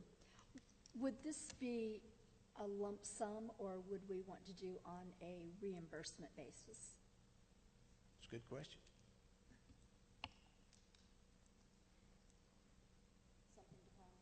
Something to ponder between now and the next meeting, I guess. Yeah. Of course, I have a thought on that. Well, what if we approved up to $10,000 and you just ask for it as you need it for the year period? I don't know. I could, and we could. I mean, certainly whatever the council says. It does create more administrative work for us, which we don't have much administrative staff, but we could certainly do that. We could make it easy for you. It would be easy, like the county does. They just do a distribution, and then we use it for those activities, which we are audited, and we publish the results of how many people we put in hotels, things like that. So it's all public information as to how we used it. But that's the way the county does it. How much does the county give you? $13,800 A year. a year. Now, we also get a 5%, part of the 5% add-on fee, and we get $67,000 a year from, and that's collected by the all the courts. That's through the courts. Pardon? Through the courts. Through the courts. Clerk of court. That's a mandated Yes, fee. that is right. right. It is a mandated. So the county only gives us $13,800. Meg, are either of those 13 or 68,000, are they earmarked for this emergency shelter, or are they just No. general funds? The $13,008 is to be used for children and youth, any activities we do with them, and the $67,000 is unrestricted. Would our $10,000 be the only earmarked funds you receive for this type of activity? For the hotels, yes. Okay. Thank you. Anyone else? Thank you, Megan. Mayor, I I'm just sorry. wanted to, I just thought of something. And I'm just curious, Meg, how long have you been with this program? Since 1995. So, so I'll be coming up on my 23rd year. And then I was a board member 3 years prior to that. Right. So. I knew it had been a long time. Your report was very detailed, and I appreciate that. Thank you. You do a great job. Thank you. Thank you. Okay. Next item, C, discussion and possible action on YMCA signage. Mr. Peppers or Dave? Oh, that's right. You were going to be here instead of Dave, right? Yeah. Thank you. Good evening. Thank you. This is to update our signage. It's on 151 Molesset Street. It's really to be in brand compliance with our YUSA logo. There should be a copy of that in your packet as well. Yeah. I've just mentioned to council, the reason why this is coming before you is because we own the building. So, typically what would happen is if somebody wanted to get their sign approved, they go through the process of having the sign reviewed by staff. Once it was signed off on, then it'd be done. But in this scenario, the city actually owns the facility. So as the property owner, you've got to approve it. The original sign that's there now has the city logo on it. It does. Well, would that be a problem to include the city logo, our current city logo, on this sign? I don't see why not. Now, in your packet, is it on that one? No. It's not shown. No. It's not. No. It doesn't show any logo on it, but it looked like maybe it could be squeezed in under the large Y there. But And Billy, you may be aware of this. I don't know if it was sent to you guys previously. It's a pretty logo. now, is this the white part of this sign? Is that lit? It is. It's Is it LED lit from backlit. behind? Inside, internally, on both sides. That's a backlit sign, Ken. Is that not correct? We talked about this already. I think I got clarification on this one already. Is that does that conform to our standard? Yes, sir. It does conform to the standards, although there is a section in the sign regulation that prohibits LED fixtures, but legal opinion was that if that is covered by something, then that is acceptable. I thought we talked at one time that you couldn't have backlit signs. That's exactly right. But I don't know. Gene, I I think just don't remember when it think was. you're absolutely right. You're absolutely right. However, This falls under the opaque signs, because the light is internal with covering over it, so it's not backlit, it's opaque. What's backlit? it's How do not you very define clear. backlit? We have a It's not code. lit from the back. We have a code. Internally lit, It has. that's what staff's always considered backlit Is- signage. Is what? I mean, does the ordinance actually prohibit backlit signs, or does it use that terminology? Because I remember it's the not issue clear. being It's not a clear. sign that is lit internally, It's not because we allow opaque signs. Meaning, that's the whole point, you're This one diluting the is light. opaque, and this would be an opaque sign. Right, I mean, the light's got to go through some plastic, white or whatever the color is, so. Okay. Our code could be clearer. Is that correct, Ken? That is correct. And I am working on some amendments to sign regulation as city council instructed me to do a few months ago. So we'll have to let this one go. Mr. I mean, Grant? it's I'm a sorry. pretty sign. It'll look good. Mr. Grant? A couple questions, one for Mr. Patton. The overall size of this sign, does it conform to our signage standards? Yes. Okay. We have internally, as staff, worked with the applicant in regards to the sign complying with all of the requirements of our sign regulations, and it does comply. So an 8-foot tall sign is allowed? Yes. Okay. And then, what is the reason, why do you need the new sign compared to the one that's there now? Just curious. It's our branding is required I think we have until the end of this year to adapt to the new logo. Okay. And that's governed by YUSA. That's not Metro Atlanta. That's United States wide. There's not a lot of difference between the old and the new, are there? Just a little hole in that triangle is about it, isn't it? Kind of. Looks like it. There's multiple colors too, but Oh, that colors? specific Oh, okay. one is. And you can change it a lot easier, right? You can change the sign easier Much easier. electronically. Yes, sir. Thank you. Okay. Ms. McGrew, you have something? Yes. The changing of the sign, will that be an LED sign, electronic? Do we No, allow they that? you stick the letters on, right? It's still a marquee underneath. Still a But it's marquee. lighted. Yes, ma'am. It's a lighted So the box bottom with of the letters. sign Okay. would look almost exactly the same as the current one. It's the top would be the new logo. Top will be lit, okay. Will it go in the same spot that the current sign is on? Ken, I would agree to. Yes. Yes. It will go on the same spot. I have concerns, Mr. Patton, about sight line of cars pulling out of the Y there.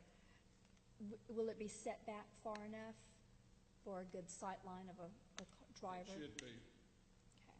Okay. Only right turns are allowed out of that.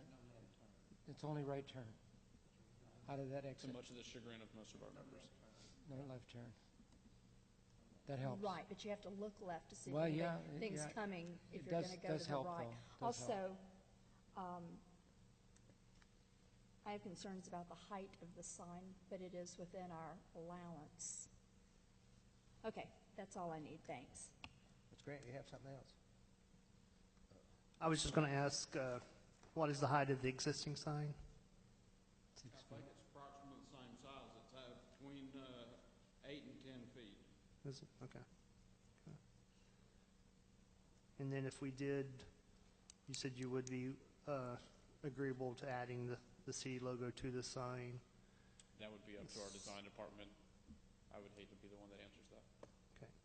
Because I would, to approve this, I would only want to approve this if, with the condition that we did add Canton or the city of Canton, since we own the building. I think that's only appropriate. Is that a motion? Oh, that's right. We're not, well, we This is can a- too on this one because there. So We're it's an gonna- emergency. Do we need to wait till the 21st? No, you can vote on it because you own it. I mean, it's not, the only reason why it's coming to you is because you own the building. So, What we may want to do, though, I mean, if they don't have to know before that next meeting, then, you know, they could come back with, and show us if you're concerned that, and I would be too, that we have our logo on there. Don't you have to update it by the end of the year, though? It's I don't kinda know our coming- exact date. Every branch has a different date. Oh, Yeah. okay. I'll It is second it. soon, though, but I don't believe Yeah, it's. I would like to see, you know, a new design with the city logo at the next meeting. Okay. I'll that's what second, we're I'll doing. second your motion. Well, the motion now is that we'll see the logo at the next If- meeting. Yeah, okay. if I could give a piece of advice here, maybe we should allow the Y to work with Ms. Thompson back there and bring back to the next meeting that design that shows the logo on it, and you could approve it at that point. That's fine. Yeah. Sure. Okay. Thank you. Great, thank you so much. Thank you. Okay, item D, discussion of summer walk request for an encroachment agreement for landscaping. I think we have talked about that, and did you want to talk about that? Well, I just have one comment. I did speak with a representative of the HOA. They don't currently have a plan as it relates to the landscape piece of it. What they're asking for is approval to maintain that section of right-of-way as they maintain all of the other common area in the neighborhood. So when their landscapers come out to cut, they would cut that at the same time. and that if they do decide to do some landscape at some point, they will bring those plans back to the city, but they want to move forward with the maintenance side of it immediately. Does that make sense? It does. I think we just need, this, the encroachment agreement needs to be that we have no responsibility if some of our guys go by and mow down something they shouldn't or something like that. I think we need some, Right now, all it is grass. Yeah, So, and frankly, I don't think we have this agreement with some of the other neighborhoods that maintain the right-of-ways as it relates to their common area. So, I do think that's something that we should do with those other neighborhoods citywide. But, you know, I think it's great if they want to cut the grass in the right-of-way. and maybe we can get them to extend it out about a half a mile. That would help. You want them to cut all of Fake Con too while they're working on it. Yeah. Okay. Item E, discussion on proposal by Ross and Associates to update the City of Canton's impact fee program. Mr. Patton. Yes, sir, Mr. Mayor, council members. The last time the city did a update of our impact fee program was 7 years ago, 2010. We actually entered into contract in 2009. It's time to revisit the methodology. Some roads that were on the road capital improvements element at that time 7 years ago, those projects have been completed, come off the books. We have had fire consolidation that we need to look at and address. Mr. Ross is the consultant with his associates that did prepare the last update and methodology for the city. Also, the consultant works with Cherokee County. His proposal is for update and amendment to the impact fee program, cost not to exceed $44,450.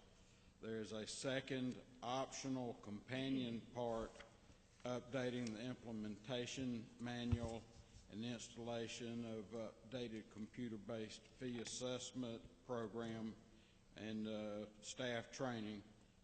Total cost not to exceed $5,000. Staff would recommend Mayor and Council consider selecting that optional additional $5,000 fee if you're inclined to move forward with this. This fee would be paid out of the Impact Fee Administrative Fund. There is sufficient funding within that to cover the cost of this. I wanted to ask if is this proposal in response to an RFQ or is it too specialized? This is a professional services type of a contract. We did not solicit bids. Ross and Associates pretty much is about the only firm in the state of Georgia that does any work with impact fees. If we did solicit bids, we would probably get some bids from firms out of Florida, where there are firms that work with the state of Florida and their impact fee programs. But Mr. Ross already has some of our data. He does over 90% of the impact fee programs for local governments in Georgia. Mr. Grant? And you may have just answered my question, but because he has existing data, does that equate to cost savings? I would hope so.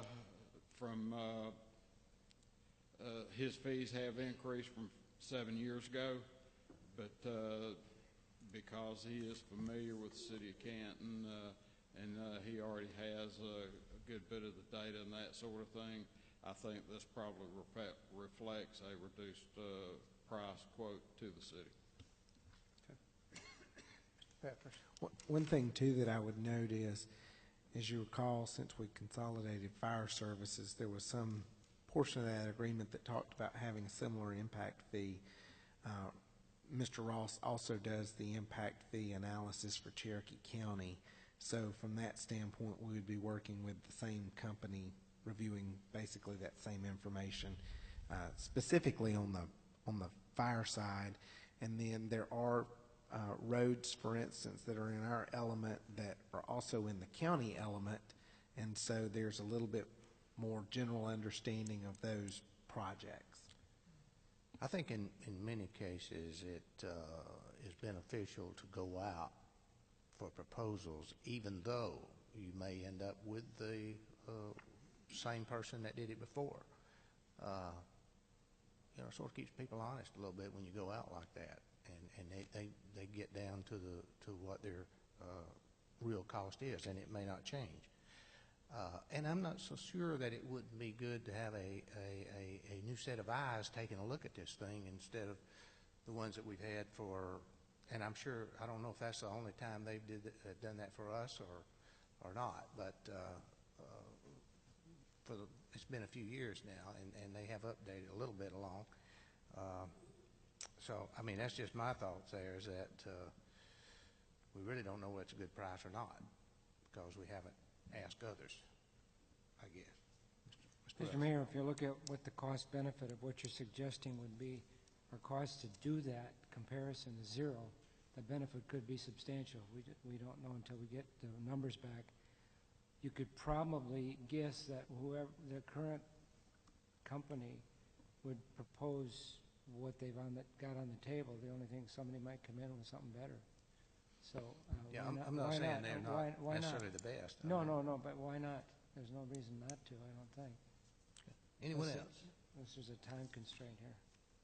Okay, we'll talk about that between now and the next meeting. Thanks, Ken. Mr. Mayor, Councilman. Yes, sir. Thank you. All right, review of proposed Comcast franchise agreement. Mr. Ingram. Tell us what we've got now and tell us what's being proposed in the 10-cent version. You're short, okay? Yes, sir. In September, we had about a half a dozen questions that we wanted to ask of Comcast to see if we could change the agreement to better match what we felt we needed in that agreement. A couple of the items were we would like a 5 or a shorter term. Their original term was for 10 years. They came back and proposed 7. I reviewed a few surrounding agreements, that one of which was the City of Atlanta, which was almost verbatim exactly like the agreement that they proposed with just a few exceptions. It had a 7 in there, a 7-year term as well, so I know we have it. I would propose that we would suggest a 5-year, if that's what council would like to do, a 5-year term, and let them rebut, if they don't want to do that. One of the other items that we wanted to put in the agreement was there's a part in there that says that they can tear down trees and shrubs in the city for their transmission lines, to protect the transmission lines. We'd like some verbiage in there, and see if council agrees, that says come to us before you cut down any trees, especially if there are any significant shrubbery or trees for landscaping and stuff like that. Those were a couple of the items. There were a couple of other questions about will they provide free services to municipalities and schools, and they pretty much told us that they no longer do that in their agreements, which I concur when reading some of the surrounding agreements. So I would propose that we request a 5-year term, and that we match some of the verbiage like the City of Atlanta had in their agreement, saying that they come to us about trees and shrubberies. Mr. Russ? Nathan, do you think you can get 5 years done? Can you do that? Will they agree to that?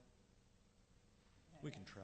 No, but put it this way, I know they'll do 7. The only reason I'm asking is maybe you could I'm sorry? meet in the middle and give 5 years with an option to renew for 2.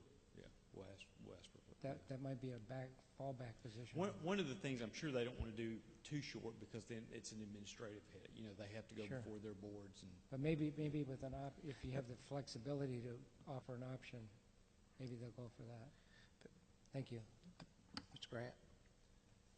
I would concur, like the shortest term we could get, and I would support the 5, and I don't know if we have the choice in that, but if we do, I would support that because it is such a changing industry, and I know we discussed right now the franchise agreement is only for cable, but Comcast also does internet and phone service, and I think we got the answer to that we can only do the franchise for cable. I think that's state law. Is that correct? Correct.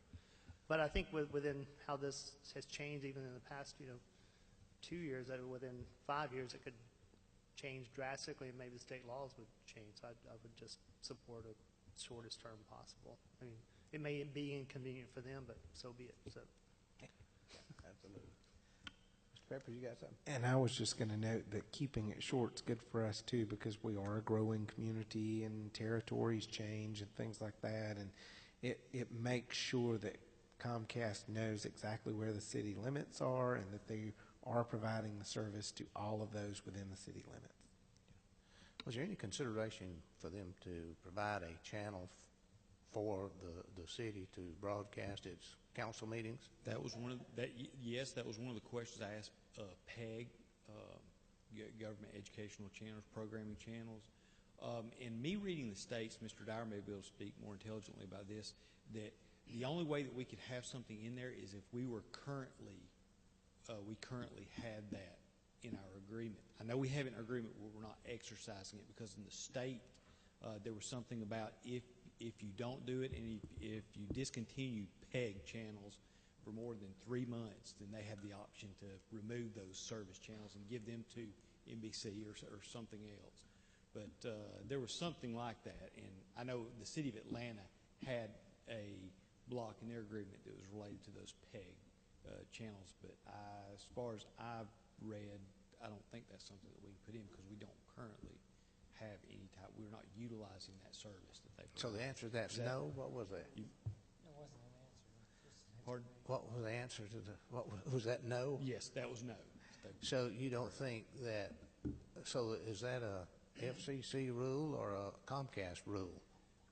I read something about it in the state, in the state franchising, what she sent. One of the another question we proposed to them was give us a copy of what the state rules are, and she did. She cited the state, and I read some of that, and that's where I got that information. But I might want to share that with Mr. Dyer, see if he shares my opinion on that. Okay. Anyone else? All right. Thank you. Thank you. Moving along. Okay, we had removed items G, H, and I. Item J, a discussion of the moratorium on new permits until March 31st, 2018. Now that's new, I assume, applications for new developments. That's what we're talking about, isn't it? Yes. Okay. Mr. Rust, carry on. Well, I think the purpose of this, bringing this up, was simply, I think this council, or the new council, needs time to step back and review what perhaps would have been good to do 20 years ago when they zoned what we approved tonight at R15, and we don't want to make the same mistakes a previous council did, because people have to live with that for a lot of years, and it comes back and bites the city real hard. So I think the purpose of having a moratorium is nothing permanent. It's not a very strong legal case to have a moratorium anyway, but it's an opportunity for the state to interface with the state legislature to try to pressure them for some sort of action on 140 to get that moving. I mean, 23 years is not acceptable. 5 years would be nice. That would be a dream. But to try to get something done on the roadway, and then to look at what's feeding into that roadway and try to restrict the amount of, and we did that tonight by denying the 163-acre access, which was good, because they could come back through the county and still build there, but county requires less density, and we might have approved that tonight if they had just been more reasonable about it, but it was not acceptable. So I think what we want to do is just have an opportunity to step back as a council and say, look, this was what makes sense, this is what doesn't make sense, this is what we're going to try to do. And then what would have to come out of this, I would hope, is some sort of changes in zoning out that way. This has to happen. Ultimately, maybe when it's 4 lanes or 6 lanes someday, it won't make a difference, but right now it makes a big difference, and until somebody sees that possibility of a road, literally, if the state had said in 5 years, you could maybe prove some of these that are going to take 5 years to build out.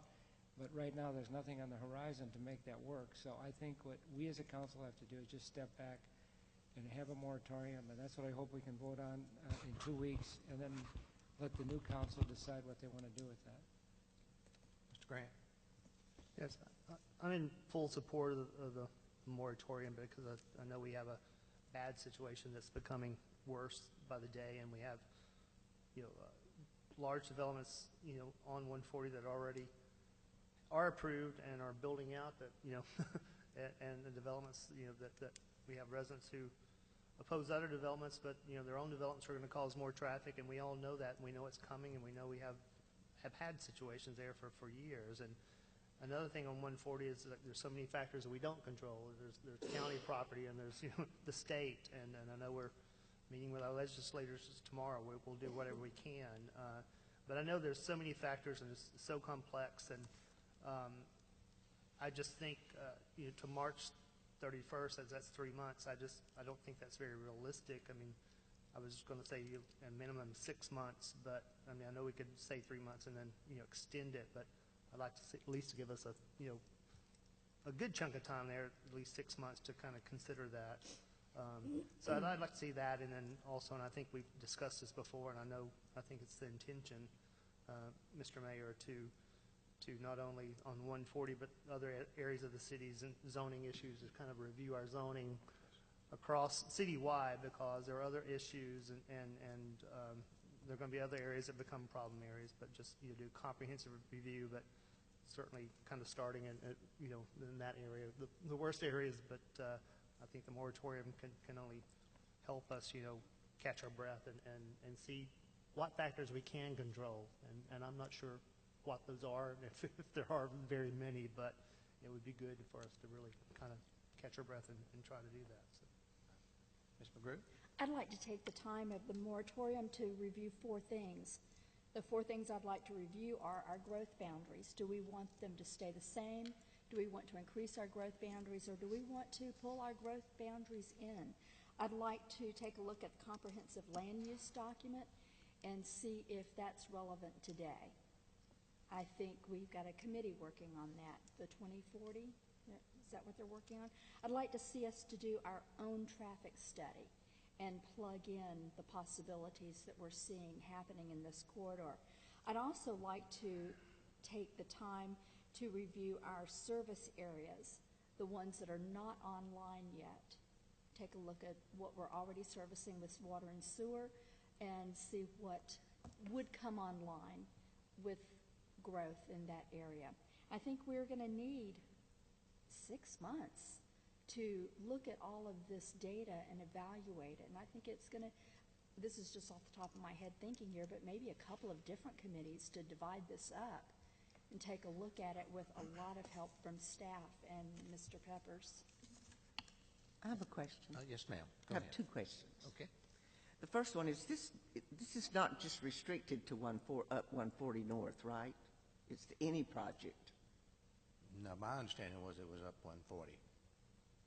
I don't know. I mean, yeah. It was actually what we're talking about here, I think, and this is the way I see it, is that we need, and Ms. McGrew outlined some issues that need to be dealt with, is we need a professional consultant, and we need to move forward in selecting someone who can do a corridor study from Riverstone Parkway up to Lower Burris or somewhere like that, whatever the distance may be. But we need someone who has expertise in transportation, who can, and that would give us a traffic study and everything, projected out along with some planning expertise too, as to what may or may not be developing up through there, or what pressures will be for the development up that way, and what the needs will have to be. I think we need to know that, and that would give us information to make decisions on future developments. Okay, so that answers my first question. It is restricted to the 140 Yes, corridor, that's my north. understanding, the 140 corridor. That's what I was proposing. Okay. Yeah. And the only reason was is because you don't want to take off too big a bite. Let's get one thing done at a time. Okay, well, that's fine. I just wanted to I'm pushing make this sure on we were somebody sure. else. I'm not going to be around to do that. So whatever you decide is fine with me. But I just wanted to make sure that I was clear. The second question is, if we don't vote on this tonight, can several projects jump in between now and 2 weeks? I honestly don't think they can get a full application in. Ken, what do you think? Our next application deadline will be January the 2nd. Okay, so they could not before we were able to vote on the moratorium. So, Right. wait a minute. Back up just a minute, Ken. They could submit paperwork.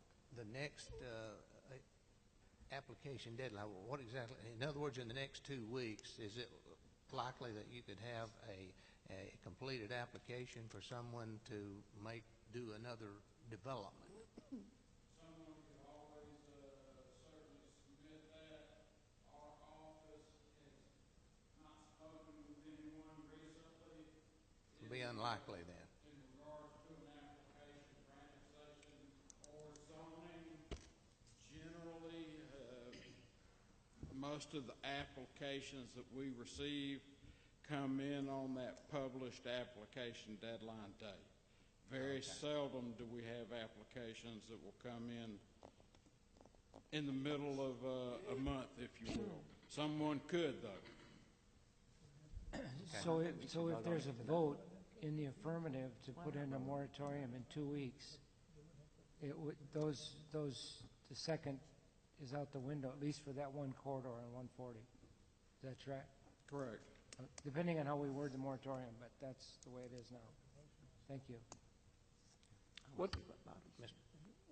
First question you have to ask or answer is, what are we talking about? You're talking about land disturbance permits, petitions for annexation? Obviously, you're talking about annexations. Annexation and rezoning, There's not a whole lot of undeveloped property that's already in the city in the Highway 140 corridor, is there? That's in the city? That's already in the city that's undeveloped. That's correct. So you're really talking about annexations. So you can always just say no to those. And then we got to define the corridor. Does that include Riverstone shopping center area, or is it just, those are things we got to define what that means. And then what you're talking about. So you're talking about a building permit? You're talking about land disturbance permits? What are you talking about? Any permit. Well, if you say building permits, I don't think you want to do that. Land disturbance. Because there wouldn't be any more houses built in Great Sky or Laurel Canyon. I think when you mention what defined area, I think, and you use the term corridor, that's not a black and white answer. It's what area along that general line would seem to have an effect on State Route 140. And you just have to define that. When you adopt a moratorium, you're going to have to be very clear about that so the staff's not going, well, is this in there or not? You're going to have to say what it is. Is that not a corridor of influence? Yes. Okay. How's that defined? Corridor of influence basically is the existing right-of-way for that corridor. The corridor of influence addresses some landscaping and design standards. That would just be properties that abut the road. Correct. So you want to go beyond that, don't you? Or maybe not. That's the question. Well, you probably would have to, but if we just say that abutting 140, that's easy. Yeah, but I mean, you look at roads like Sam Nelson and some others off of it there, off of 140. I think that would actually have traffic moving down 140 most likely. Well, I think if we define it as any proposal or project that comes before us that would impact traffic on Highway 140, then would that be comprehensive enough? Where the main feeder road would be 140, I think is what main feeder road would be 140 would be what we're trying to do. I don't know how definite that is. Mr. Peppers? Well, the one thing I would mention on that is if you're talking about the flow on 140, the easy thing would be to say, look, we're not going to discuss any annexations north of Riverstone because it could be adjacent to Town Mill and come out on 140 on either end. It could be off of Sam Nelson and touch Laurel Canyon and come on 140. But are there not any properties in the city that could be affected there that would not require annexation? The only ones I can think of would require a master plan amendment, which would be the pods of Great Sky that are on 140 that haven't been developed, the land that's at Laurel Canyon Village, which is adjacent to 140, which has not all been developed but is part of a master plan. You know, all of Riverstone's under a master plan. We already have 2 projects that are in the pipeline, that, right? Yes. And those we're going to be able to hear, right? Right. But now those are the only 2 we have in the pipeline. Is that right, And Ken? I that believe right? it is. Yeah, I believe it's just those 2. Yes. Yeah. There's the upcoming annexation zoning Faycon Road, and then there's the upcoming annexation Sam Nelson Road. I think we ought to ask our city attorney and city manager to help us define an area that makes sense and to bring that back to us at the next meeting. Okay. Anyone else? Me. Okay. Thank you, Ken. Excuse me, I have a question. I'm sorry. I That's apologize. okay. Hey, your light's not on. Didn't. There it is. Now my light's on. I think that this moratorium should affect new development. I don't know that it could affect Great Sky or Laurel Canyon, where their master plans have already been approved. No. Is that true? I'm assuming. That's what I need to know, Uh-huh. to know what the draft, I assume that's what you meant, was a land disturbance permit, meaning somebody's just starting, as opposed to things that are already developed. Yes. And all would they're they doing not is be building. getting a land disturbance permit in some of those areas? Well, They it would have to be an undeveloped pod that hasn't been graded yet. Yeah. And there's some And of we that. do have some There of are that going in on. Great Sky, you have some of those. So Several. the question is, do you want to include those? Because if you don't, then we don't define it by land disturbance permit. We define it by something else. Do you? Staff land can disturbance relate permit to may be it. mayor and council members that staff has had discussions with engineering firms that are doing their engineering to submit construction plans for 3 pods or phases of new development, new streets within Great Sky. I mean, I think the purpose of your moratorium is not going to affect those things.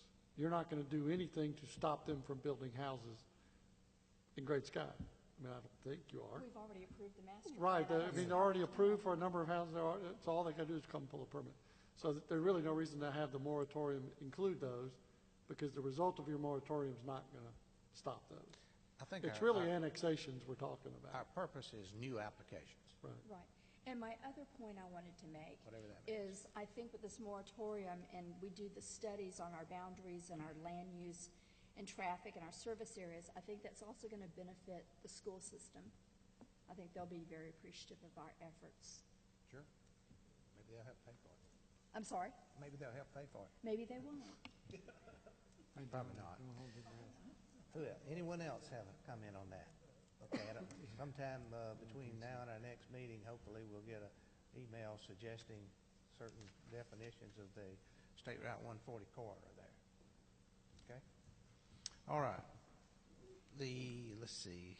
The next item, I'm sorry. You have something? No. Oh, okay. The next item is discussion of the New North Sports Partners proposal. Mr. Peppers. Council asked to put this on the agenda from a presentation at the last meeting. I would just suggest that we may not want to act on this immediately. We do have a retreat coming up. It might be something we want to discuss at the retreat. As you've heard earlier tonight, we're working on our trails and some of our infrastructure with recreation. We may want to get some of those things a little bit further down the road before we go out and hire a consultant to bring in a certain event for a recreation standpoint.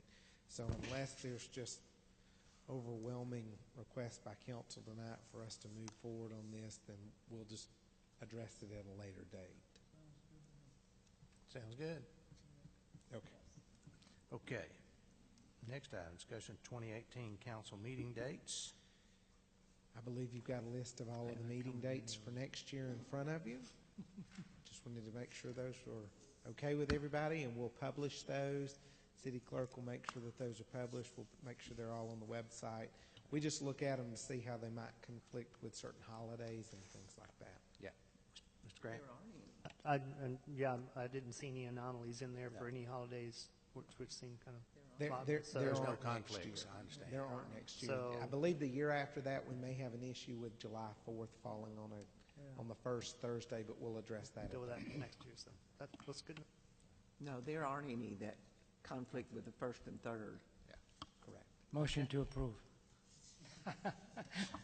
Are we voting? No. No. Why would I vote anyway? Okay, the next item is one I have inserted, item M, request from the advisory board of the Soleil Laurel Canyon, I guess, Community Association.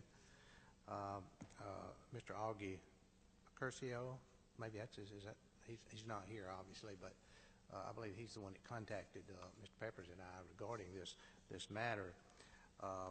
The guardhouse apparently is complete, but they cannot get a certificate of occupancy because one of the conditions is that roadway be repaved before they get a CO when we allowed the movement of the guardhouse. Well, that road is not repaved, so they cannot get a CO for that. The advisory board apparently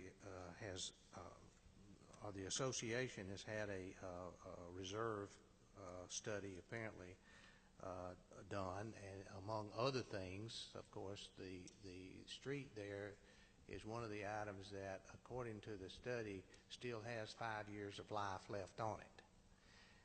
And they would prefer not to repave that right now, but to have the developer there put money in an account and then pay for it after they get the next 5 years use out of that road. Now that's I may have that a little bit confused, but I think that's the direction.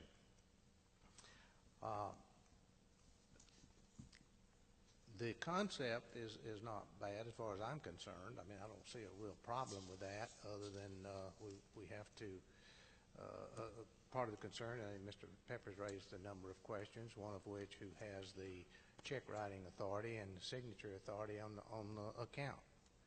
If it's the developer, then, sort of raises some questions to me as to, they could write a check out, say, well, we'll put this back in at the end of 5 years, or we'll do whatever. I don't know. But anyway, this is something that has been requested, and the council will need to decide whether or not we want to amend the condition that we placed on that movement of that guardhouse some months and months ago. Ms. McGrew. With the addition of the new guardhouse, the pavement from Forest View Court to the gate itself is a mess. It needs redoing. Is Soleil planning to repave that area? That's part of what they're talking about. That's what they're talking about. I think they're required to repave all of the area that the city abandoned for the movement of that guardhouse, which is from the intersection back at Forest View and the clubhouse of Laurel Canyon back to the old gate. Right. Are they, and do I understand that they're asking to put this off for 5 years? That's correct.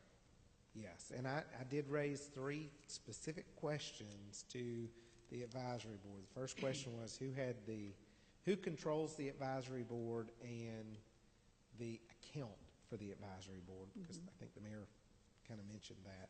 The second question is was it an understanding of the advisory board that the dollars that are placed in that account today may not be sufficient in the dollars necessary 5 years down the road to do that paving, because one would assume there's going to be inflation as part of that. And then the last item that I asked the advisory board to give input on is if council does move forward with removing that stipulation or altering it to allow this to happen, who's going to be responsible for letting all of the residents behind the gate know that this has been done and why it's been done? We want to help the folks behind the gate. And, you know, that's why we put the condition in there to begin with, because it was their request. And so if they want it delayed and they've worked something out with the developer, I don't think the city has an issue with that. But what we don't want is a situation where we've fixed this because they've requested us to do this, and something comes up in the future and someone wants to point the finger and it comes back to us. Yeah, we had, of course, you know, we had a number of homeowners wanting us to make sure that was done, I know. Correct. Back when, as a condition. I mean, that was something that was brought to us from the community there. And so, I mean, we got to think about that. But quite honestly, from our perspective, if they get something worked out, it's behind the gate, it's out of the city's hands at that point. We have no more responsibility on it whatsoever. My only reasoning for that third statement was I do get emails occasionally from individuals wanting to know when that section of roadway is going to be repaved, and I would like to be able to say you need to reach out to your advisory board. Yeah. Ms. McGrew, you had something else. Yes, I do. We abandoned the road from Forest View onto the gate. Yes. But right in the Forest View Laurel Canyon Parkway is a public intersection, even though we've abandoned it. Correct. We must insist that they pave that, because that's right in neighbor's yard. It's right at the clubhouse. It's still a public area. It's not public, is it? We abandoned it, but it is used by the public. Behind that gate, it's private. You only They wouldn't use let me in. One day I went up there. This is not So it can at the be gate. public. This is before the gate, even though we abandoned it. This is the. You mean the turnaround place? and all Yes, I that? believe what Okay. Ms. McGrew is saying is the area where the turnaround is, which is at the intersection of Forest View and the clubhouse and Laurel Canyon. But and aren't they what's going to been put a abandoned. sign there that says this is private property, that you're entering Soleil? That's what I understood. They were given permission to do that. Right. And they were also required to place the proper signage at that intersection in all directions for basically a four-way stop. And I don't believe all of those signs are in place at this point. Okay. That signage doesn't affect the paving of a road area that's used by the public, though. Do you see my point? I see what you're saying. I think that in their mind, they feel like since they paved the area where they cut back the median, that's their only responsibility. If they wanted to put the gate at that intersection, they could. It's private property, and at that point, they could put a gate if they wanted to. I don't think they want to, but.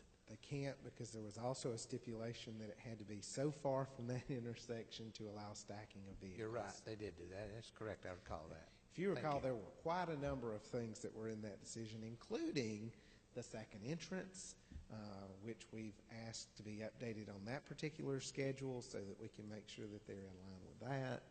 You know, it was quite a complicated matter. Indeed, it was. I mean, that's, either way, I mean, you know, we can, the council can decide to require them to go ahead and repave it before they get to CO, or they can, you know, agree with their, and amend the agreement that we had, one or the other.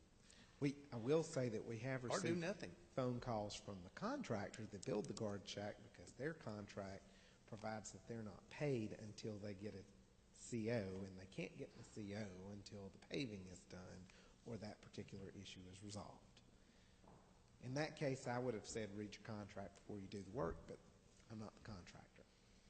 Yeah, I feel sorry for them, but, you know, that's between somebody else, isn't it? Yes, sir. Okay.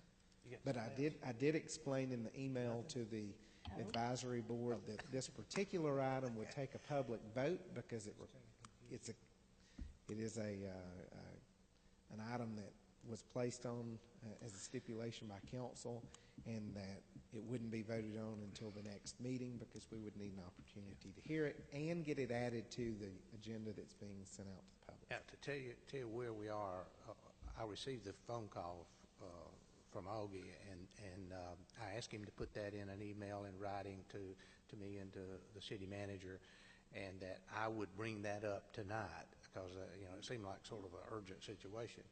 And I told them, however, that we would not act on that until at least the next meeting on the 21st.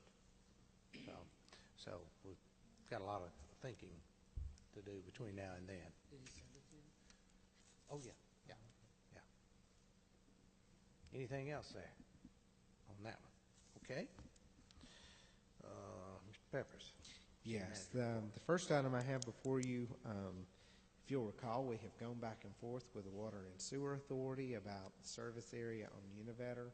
I did send a letter to the Water and Sewer Authority on November 21st, and I'll read that.